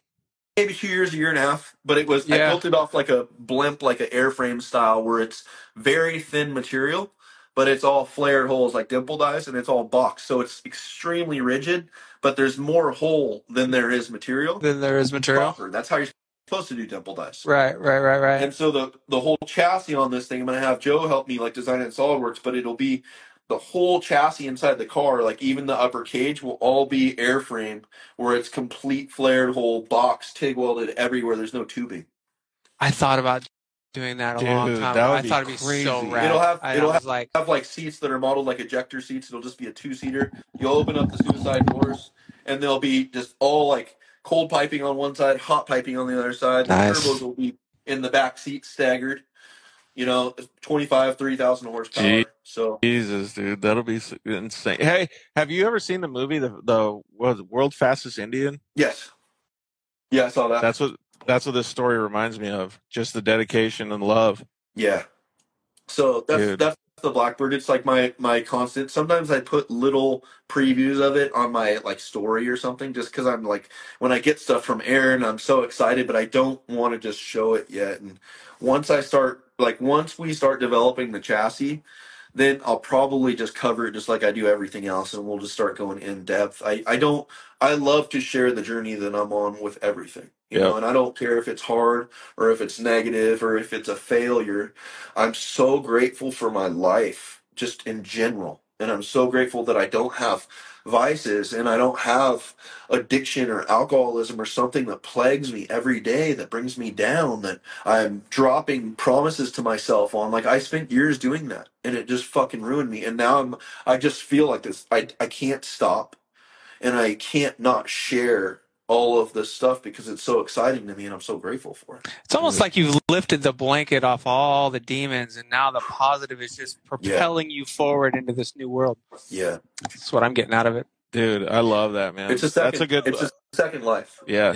Yeah. That's a good point to like ask him some of the rapid fire questions and stuff. Can I ask one 30-second question before we get to rapid fire? This is 30 seconds, really, because I got my own, and I realize, you know, as a builder, they're all your babies, and it's hard to pick. Sure. But I have my favorite out of 28 years or whatever. Do you have one favorite build that you're like? You have your favorite of Morgan's or yours? I have one of Morgan's that I really, really like, but I have one of mine that's always going to be, that's my favorite. I think Do you have one? I think you've dabbled in a lot more. You got to think with me, like, I've worked at a bunch of shops, so sometimes you're just working on something, you get pulled off, you work on another thing. A lot of our cars too are like rehabs, you know, like we get. Yeah, but I'm shit, saying one that up. you are like, that's a Morgan Clarke car. Well, the Range Rover for sure. That's the one. I've been envisioning building an SUV like that, and I love SUVs. I've loved them since I had the Explorer. I love wagons, like a nice fucking CTSV wagon or RS6. So I like that proportion. Since doing the sheet metal, like starting, you know, because I had Colin do a lot of the sheet metal. Once I transitioned into working on the Dakar prototype myself, like that's where I feel in love. And I'm very just I look forward to that. Like I'm thinking about that and I'm obsessing on that. So I think that's really my current project is my favorite project. And Ryan's a good dude. That's a good dude to build a car for. Absolutely. I think his favorite project will change when his new project, his Blackbird comes out. One of the things that like I can probably see is the gears start turning, but I'm a big wagon guy too. If I could drop off a brand new E-Class AMG with you, that would be like my dream. Absolutely. Yeah, Ryan's great. I mean, if you talk about like what I look forward to the most, it's the Blackbird. That's my absolute dream vehicle ever in my whole entire life. It's the most exciting thing to me in my life. I can't wait for that Hot Wheels car. You know, dude. Yeah. There you go. See the goals. I know it all. It's that big of a car, and I think that's so like that's the path I want, because it's like if you build it, they will come. Like that. Remember Kevin Costner in Field of Dreams? Yep. It was always that phrase: "If you build it, they will come." And that's how it worked, man. I put all of my heart and my soul into that Beth truck. I fucking found out my mom had cancer around that time. Like I found out we were having Logan at that time. Like I used that tool to cope with a gang of shit, you know, and I didn't look down or I didn't look up. I just worked on it, you know. 10 to 14 hours, Friday, Saturday, Sunday, go back to work my fucking dead end job. It's sitting out there. I'm looking at it every day, thinking about it, going back, working on it. All that turned into a return on investment with like my life now. And so this thing is, you know, like the off-road market is great. And I love off-road stuff and I love pre-runners, but it's limited. And what I have to offer people with design is so much greater than just building an off-road car. Yep. It's just so much more limitless than an off-road car. And now let's think about it. There's how much desert? How many of these people are running $500 to $1 million cars in these deserts? Yep. And how much desert is there? Now, what's that demographic? Now, how many of those can you actually build? And then how, like, it starts to get very small. And then you start going, well, dude, what about hot rods? And what about beautiful custom street cars? That's stuff where when I build this Blackbird, there might be some guy in Japan buying that thing. I don't even know. You know what I'm saying? It's so broad. I don't need to be doing off-road stuff. I just need to be designing. And if I could just start designing one example of anything someone can bring me that makes sense, that's what I do. Dude, Yeah, but look, we love it that you started in off-road. Thank you. I love off-road too. Well, you know, I think our fab and off road, not yours and mine, but in a general, has taken the streetcar fab to another level. Yeah. Because now it's not just Bondo and paint. It's like, oh, I got to make this look good. Yeah, 100%. I think there's also a market like how we're building stuff, or even a lot of off-road guys. Like say, like I saw Everson they're building like some older, like a little car that has like billet arms, like a small scale. It's got all off-road parts in it and stuff, and it's got all off-road components. And I think that's a great contrast that the hot rod industry could use. A lot of the 100%. time, you know, you look at hot rod builds, and a lot of times, and it's not to be critical, but you compare it to like what top tier off-road builders are doing, and you're like, yo, you guys got a lot of steps to make a nice paint. You know? Yeah, exactly. There's been a lot of crossover though too. Like we were at the herb shop yesterday. I mean, they're using NASCAR stuff. They fly back and forth. They fly back and forth to Joe Gibbs. Joe Gibbs gets pointers from them. Like the way that the level of off road has, I don't know, stepped up in the past. I would say, in my opinion, the last 5 years it was stagnant for a little while. I think it's been really, really cool to see. And I don't think it's just one person. Like it's not just the Herbst guys. It's not just Team Honda. It's like I think it's one dude, but I do think it's James Lynn. Yeah, he's done a great job. But I do think it's a collaboration of everybody working together, and people like Morgan too. You know, with James Lynn. Big James Lynn fan over here.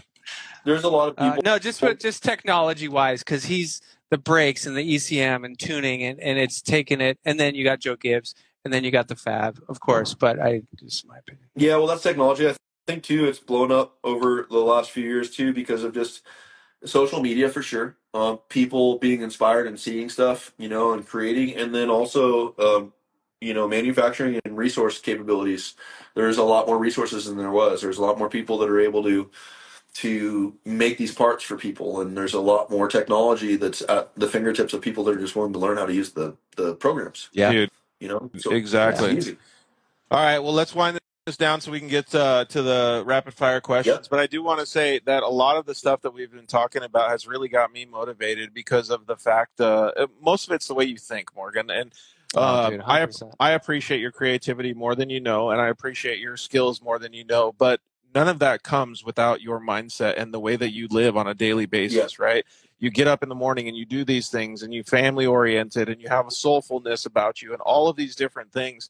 And those are the things that are meaningful, that will fulfill you to be on your bed at your last breath, to be like, yeah, I fucking did it. I wanted this life. Yeah, can I touch on that? Yeah, absolutely. I think that people can like dog on or be negative on routines, but when you're a high functioning person, creative, all that stuff, you have to implement structure into your life because you are not structured. Your brain is beautiful and it creates these beautiful things, but if there is not some kind of a harness there, it's fucking wasted. Yep. You know, and that's what has been such a ticket. I mean, obviously don't have vices. Obviously don't be drinking and drugging. Don't do shit that you're going to feel guilty or carry shame, because that's more stuff that's going to cloud your mind. But then when it gets to the next level, then it's just doing things that give you structure and that can let you walk a clear path.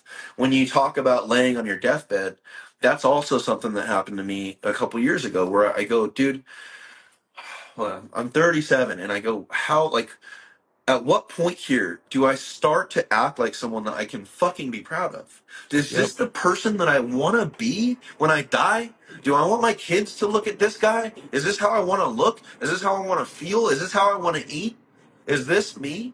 Do I want to be this fucking guy that carries guilt, that carries shame, that doesn't fucking feel good, that's not healthy, that can't fucking run in the grass for 10 minutes with my kids, that can't carry them, can't throw them? I like, something clicked. And I'm like, I want to just, I'm 37. I'm 39 now. I'm 37.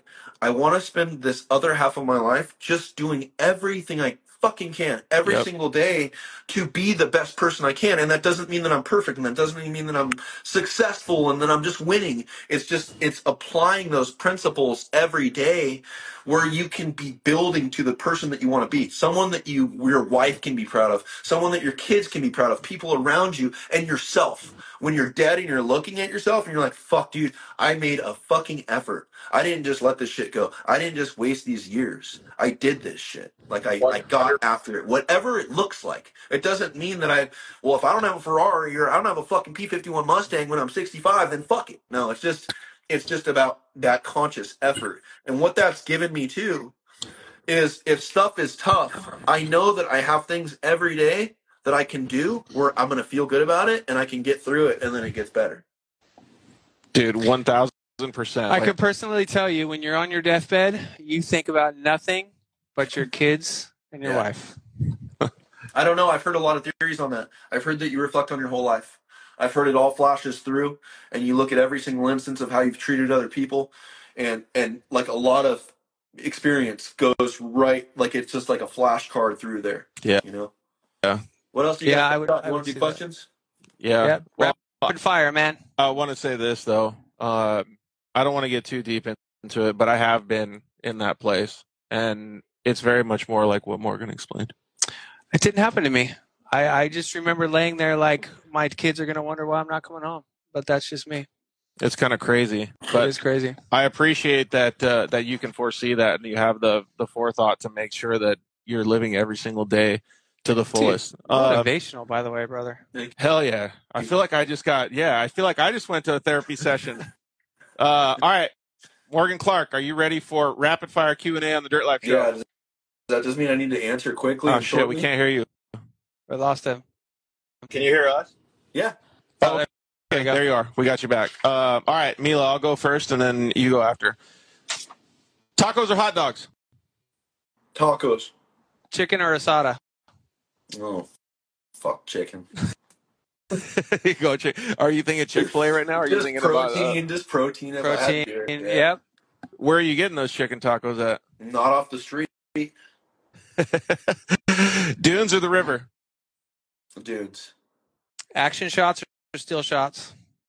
What does that mean? Like pictures? You want action pictures, car like driving? sitting there or a car blowing through a berm? Yeah, exactly. Dirt explosions everywhere. That really depends on the application, but I'm going to say still. Yeah, I can see that. Three-wheeler or quad? Everything. Yeah, so you can see the details. Three-wheeler or quad? Three-wheeler. Pizza rollers or jalapeno poppers? You guys are terrible, dude. I don't need one.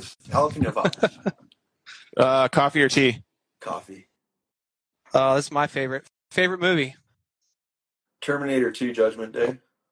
Ooh, that's actually, I didn't expect that. I was talking about it today. It was a quick one. Instagram or Facebook? Instagram. What happened to MySpace? If you could have one superpower, what would it be? God, that's not a quick one. I think it's a good one, though. Yeah, I don't know. Just unlimited health. That's a good one, dude. Yeah, that is a really good one. Netflix or YouTube? YouTube. Video or photos? Video now. I agree with that. I think photos are like, when you get a good photo, though, it's just fucking insane. Good, dude, but if video just gives you more information. That's all. So Ray F150 said Facebook is only good for marketplace, dude. That's so true. My marketplace has been off the chain lately. Dude. So I've been looking for houses, right? And then a 3-wheeler pop up. Like I saw a big wheel pop up the other day, and then this morning I wake up, a big ass butt plug, just straight up, right in front of the house. It was so nice. Was it used? Yeah, they were all used. Oh, yeah, shit. Okay. It said slightly used. Dude, I've been looking at planes on Facebook Marketplace. What kind? Nothing I can afford, but they're cool to look at. Well, this says most memorable race. 2008 Vegas to Reno. Just saying. Yep. What's your most memorable race? I rode with Jerry Larimore in a night race out by Gene years ago. I probably had no business being in the car doing that stuff, and I was nervous, but I had a really great experience. So that's I rode in the Judge, the old F-150. Night race with Jerry Larimore sounds like a pretty good time. In the Juggernaut. In the Jug, yeah. That'd be so cool. Favorite snack? Favorite? I don't snack. Just Beef some jerky. meal prep. Go straight for the protein. Beef jerky. Protein drink.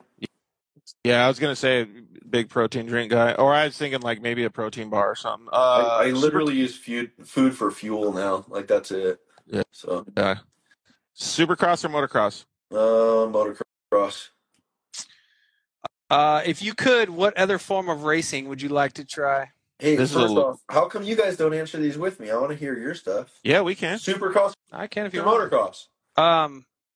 Dude, motocross for speed, supercross for show. That's you what can't I'm saying. pick both. But Supercross is moto's just a good excuse to go to so Anaheim. good to, yeah. Yeah. So I for viewing, I'd like Supercross, but always, I pick motocross. But I was always way better at motocross. So I had to stop going to supercross because it turned into super Yeah, fights. it's all the bro shit. Just get drunk, all that shit. Yeah. dude, my first Supercross, I remember, like my dad took me there, and then no, this was my second Supercross. We went to Dallas, and like we're walking the track, and he walks over and he goes, "George, come stand over here." And I was only 18, so I was still a little guy. But anyways, we walk to the whoops, and he goes, "Watch, I'm gonna go walk over there." And he stood there, and the whoops were almost up to his like armpit In the deep? and he goes, "How the fuck are you gonna make it through here on a bike? Like, is it possible?" And I go, I don't know. And so I go for the first lap, and I'm just like, okay, I'll just jump through them. Mm-hmm. And I jumped through the first one, landed, smacked it down. It was like I landed on the stand, and I just went straight over the bars. Yeah. They're Full commit on those things. So gnarly. Those supercross guys are dude. Yeah. So, but I picked motocross all day. Yep. Yeah, speed. All right, what's the question, Mila? What other form of racing would you like to try? If it was me, DTM or Formula One. Ooh, DTM. Ooh, Yeah, dude. I mean, OG. I'm saying early '90s DTM. Yeah. OG DTM. I'm such a DTM guy, but I think if we were doing all that, I'd go Australian V8 supercars. Yeah, I can do that. Those are pretty gnarly Yeah. though too. You think that's a real driver's car or driver's class? 100%. Those things are Yeah. nasty, dude. Are those spec cars or no? I believe they're like NASCAR spec-ish. Yeah. Yeah. They're So, like since unlimited you guys- spec. Since you guys stole my, because I want DTM too, but since you guys stole it, I'm gonna pick prototype cars. So I see rally. P cars. Yeah. I Yeah, see dude. Flores under here saying rally, and rally would be fire. Group B. Yeah. Group B Group rally. B. Yeah, Group B. dude, that would be pretty Dude, fun. could you imagine? I'm scared about the woods though. Dude, like, I going just- that fast through trees just I- fucking freaks me out. I just Yeah. posted a video of somewhere, I think it was Sweden, at night, and they were lighting fires at next to the rally course, and the cars are going through. It just looks chaos. I love it. That's a wonderful experience, though, dude. I mean, once you get your bearings and you're just listening to the Codog, you're good. You're not crashing into trees. That's a whole nother level of tranquil. Yeah. Like, if you watch those guys, they're in a whole different world. I feel like they're built like a different breed though, man. Fuck. That's the thing. 100%. Do you guys ever have anything where you find a place where you're not thinking at all except for what you're thinking in front of your face? Yes. What is it? Jiu-jitsu. Jiu-jitsu for you, and then what is it for you? 100%. Well, I have two. Now I've slowed down and it's road bike Okay. riding, but it used to be dirt bike. It used to be dirt bikes or off roading. So just for reference, because even when I would be racing District 37 or something, like going as hard as I can, I would still find myself thinking about bullshit. Yeah. And I'd be up in my brain in a file folder over here, opening this thing up, doing all this, and I would never be able to retain that focus because it still wasn't enough sensory input. Shifter carts. I was just talking to Ryan about this. Dude, I have shifter carts downstairs, and I used to take Logan a lot, and our stuff started breaking, and I never fixed it in life, but that was the one thing. I would get it. I had a 125 shifter. Oh, my God. And you spin a couple laps, and when the tires are hot, dude, it is insane. The feedback and how they respond and how the power to weight. It's that one thing I'd do it, and I'd spin like whatever the session was, whether it was 15 minutes or 20 minutes, and I would feel so meditative because I'd take my helmet off and go, oh, I didn't fucking think about anything. I didn't think. I didn't think. Like, I was just focused, and that's it. And that's the one thing. Yeah. So I bet rallies like that. Yeah, that's a good statement. I rode a 125 shifter once, and it was Really? the scariest, funnest, craziest thing ever. Yeah. We It got was to drive. so It's much. amazing. We got to drive them a lot, and like riding motocross, it was basically the same thing, or supercross and stuff. But those 125 shifter carts, we would practice to be able to smooth out our line options. Yeah. They're so much fun. It was kind of cool. By the way, that K1 over in Winchester's almost open. Oh, Yeah. So me and Brett Serapis and Christian, we're going to be over there a lot. All right, Yeah. sign me up. Oh, dude. But I was the same way as you though. Like after the dirt bikes, I Yeah. got into side by sides and we did Lucas Oil stuff. And I would go down the straightaways and we'd be going, I don't know, let's just say 80 or 90 miles an hour down some of the fastest straightaways. And I felt like I was in slow motion, like I could just eat a sandwich. Like I would tell everybody this all the time because it's the exact opposite of what you just explained. Yeah. And then you get to the corner and you're like, oh fuck. Yeah. Yeah. And I 100%. would always feel that because I'm always in my head. It's the worst spot to be, and I've noticed that with riding dirt bikes. And I was good. I was fast. Like I saw someone say not going fast enough. Like, dude, I was going as fast as I could go. You know, like fuck.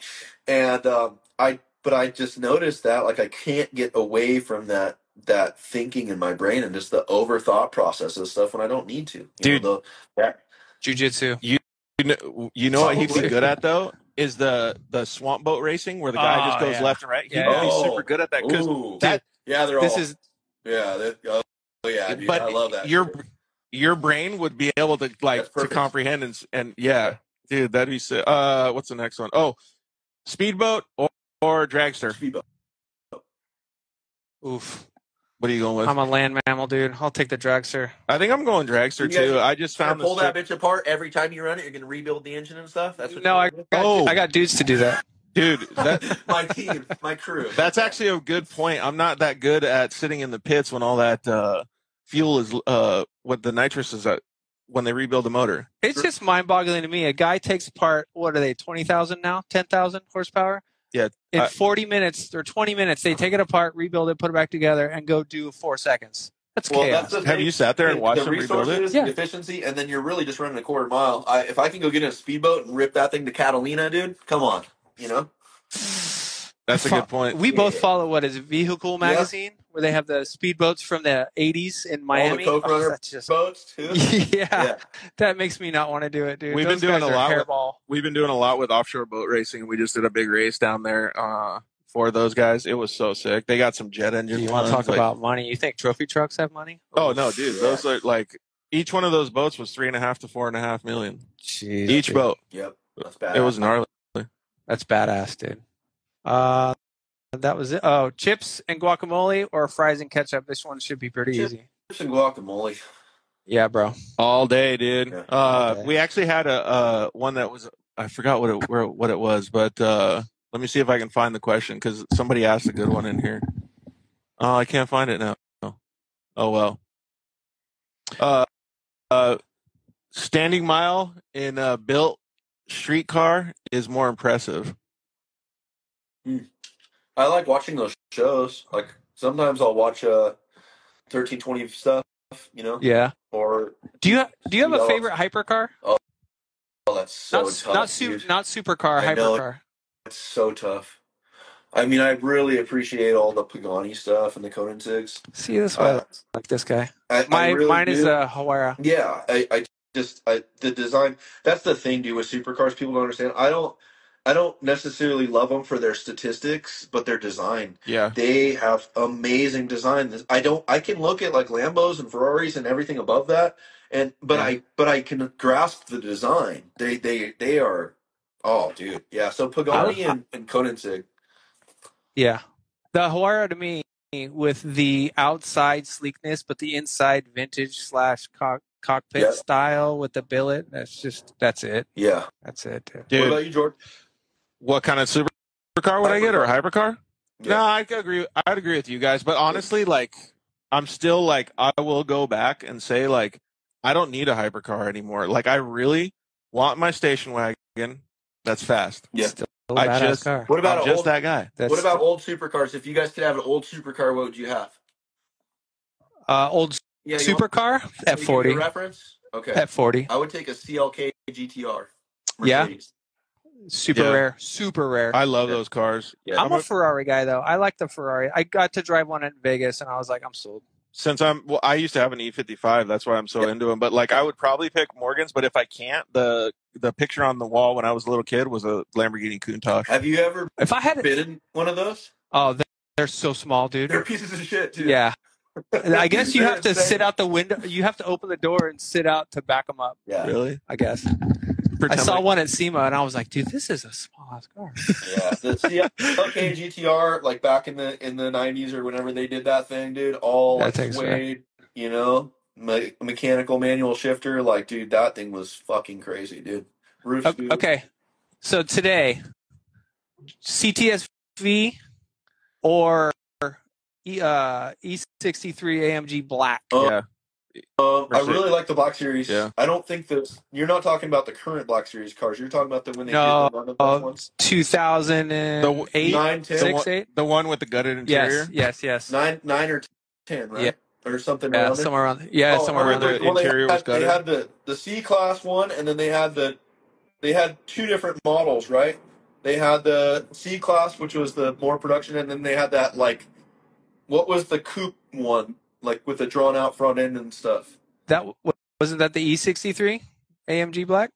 No, that's just the S class. It's just a pure. No, They had SL. one- Yeah, SL. Oh, the SL. SL. Yeah. Okay, and that was a Black Series too with the pronounced. They fenders also and have a stuff. black. Yeah, they also You- have a black. I like the C black Yeah. though. Yeah, dude. And you are talking about the one with the gutted interior, right? No, It's still got interior, Yeah. but it's not like super race. It's like don't turn They were- traction control off race, but it's not like put a number on SL65 the race. AMG. Yeah, see, Yeah. that's it.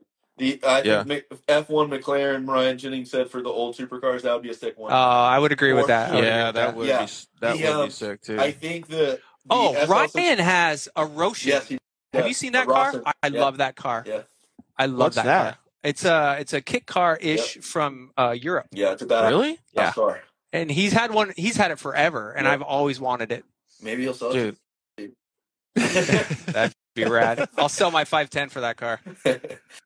All I think the blacks. I think the Black Series for sure, just because the DTM styling on there. Yeah, you man. know, that leaves the imprint, dude. Like I don't give a fuck about if it's American or it has more power or less power. Just nasty. Yeah. I just like the CTSVs.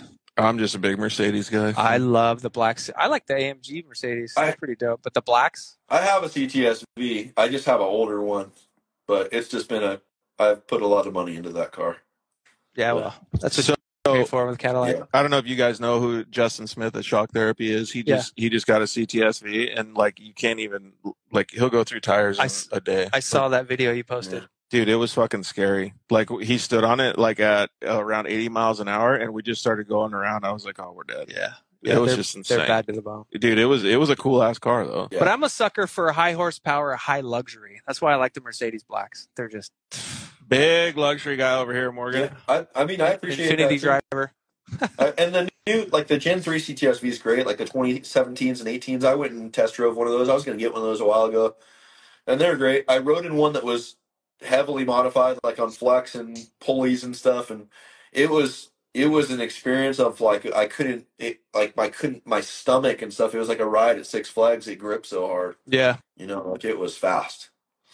Yeah. So he just said the W202 DTM cars. Just think about if it's not a DTM car, how cheesy those things look. I know. Yeah, I for mean, my sure. buddy used to have one of those. His mom, we called it the e-ticket ride, and it had a you know how they used to have CD changers?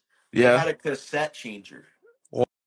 Yeah, Dude, dude, so really? you could rack like 6 cassette tapes in there, and it would like float through and play which one you want. That's rad. I've never That's- even heard of that. That's next level. And it had Imagine little windshield. It had little windshield wipers for the headlights. You know? Yeah.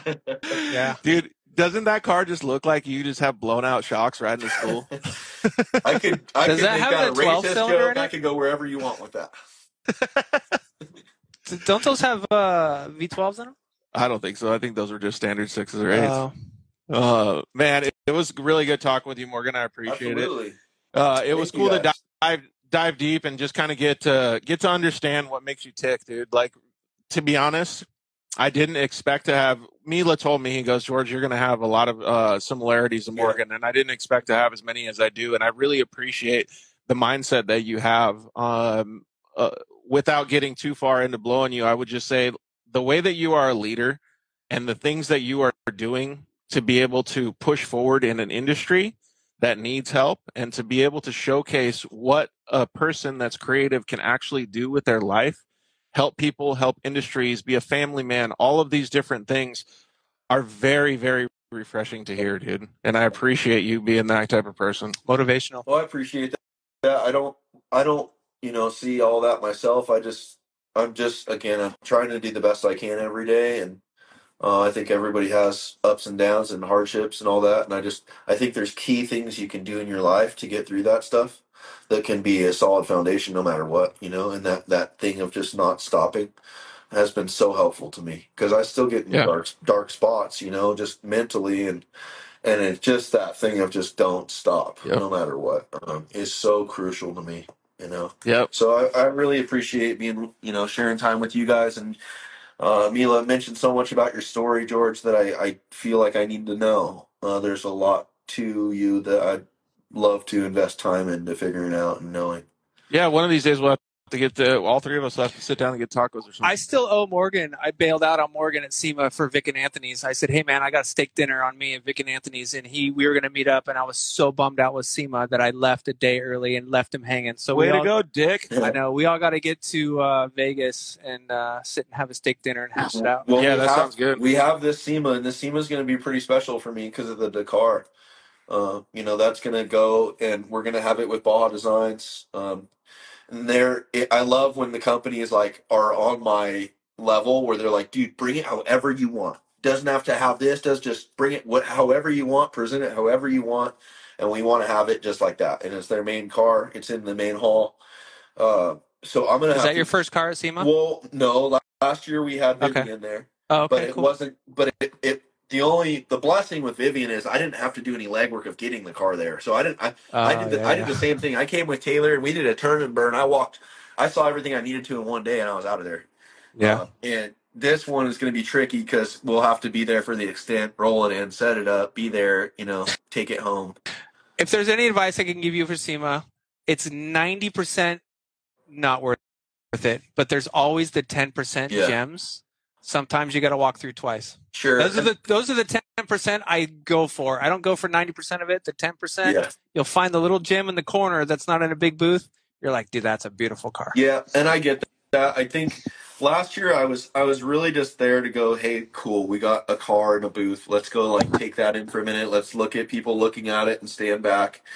And we did that. And I think what I could do, just because I'm going to have a little more time this go around, is network with any, there's an aspect of networking that you can get there. And I really was just an assassin last time. Beelined it, looked at all the cars quick and dirty, and then left, and I felt fulfilled. I think this time, now that there's all this time I need to be there, I'm going to go around and establish some relationships with companies that I'd like to support, and I'd like for them to support us, Yeah, that's sick, dude. Get some of that marketing. I can do Blackbird talk, Yeah. Go around with the Blackbird thing and just, hey, you like this? There you go, dude. I'll tell you, you'll feel good when you leave, dude. One of my most proudest moments I've ever had was having the truck at the Toyo booth. Yeah, it's just a good feeling. So good for you. Thank you. Yeah, because you get to showcase your work, man. Dude, it just feels good when people stop. You see them walking by and they're like, oh, wait. And then they walk back and they spend time there. It's just a good feeling. I've had that experience at the Off-Road Expo and the Sand Sports Show for several years in a row. But that obviously SEMA's just a different platform, And it's very interesting because in my brain, I'm like, dude, is the Range Rover gonna is it gonna do good? How's it gonna be? This and that, because I'm so in my own bubble with the thing. But it's cool because you have off-road people at the Sand Sports and Off-Road Expo, but at SEMA, you have people from 30, 40 different countries looking at your stuff. That's the best part. Yeah, everybody from all kinds of different walks of life. More than life. 30 or 40 countries all over the world. All right, Morgan, thank you very much. We do appreciate it. We'll let you get back to your family. And, man, it was really good talking with you. Yeah, man. You guys run this thing. Are you going to have this up as a video to watch, or is this just going to stay live? No, it'll be uploaded. So once we finish this, I'll hit the upload button. We'll put a little comment in there. I don't know. I'll see if I can collaborate on the lives, but if not, I'll send, or you can look at the link on the Dirt Life and we can share it on your story or whatever. All right. Well, thank you guys. What a pleasure. Thank you very much, brother. Hopefully we'll see you soon. Later. Peace. Man, that was so cool. Like I said before, dude, there was so much to that interview that, well, you told me before we had it that I was going to totally get along with. I just think that Morgan is a lot misunderstood in our industry. And I find myself sticking up for him a lot because where I come from, it's all racing. And because he's kind of pigeonholed into off-road, because that's where the money is for him right now, and that's the trucks that he's doing. He's not really as appreciated as I think he needs to be. I feel like I'm more of a car builder than a truck, like off-road guy in a lot of ways, and I see what he does, and I feel like the level he brings and the mentality, I've talked to Morgan a lot, and the mentality he has on life and tackling things. It's kind of like Jocko. Yeah. Just like, I was going to say the humanistic element of the way that he lives and his mindset is what attracts me the most to him as a person. And that's why I thought we would have a good interview with him. Well, he did. He really did a good job. And thank you guys very much for joining us and hanging out. We will post this so you guys can watch it again later on Instagram. I know it's not the best platform to do it. We probably should do it on YouTube. But anyways, you guys will still get it. So we really appreciate it. Please support all the people that support us. So thank you very much to everyone at Maxxis Tires, everyone at Shock Therapy, Evolution Power Sports, Zollinger Racing Products, Vision Canopy, and Starstream. We really appreciate you guys watching. Thank you to Mila. No, thank you, man, for hanging out. I really enjoy this. It was cool. And obviously, massive thanks to Morgan Clarke for setting aside a little bit of time out of his busy schedule. I know that hopefully he'll get to be able to eat dinner and hang out with his family tonight. And thank all you guys. Yeah, thank you guys for hanging out with us. Until next time, this is Dirt Life Show. Deuces. Thanks for listening to the Dirt Life Show. See you next week.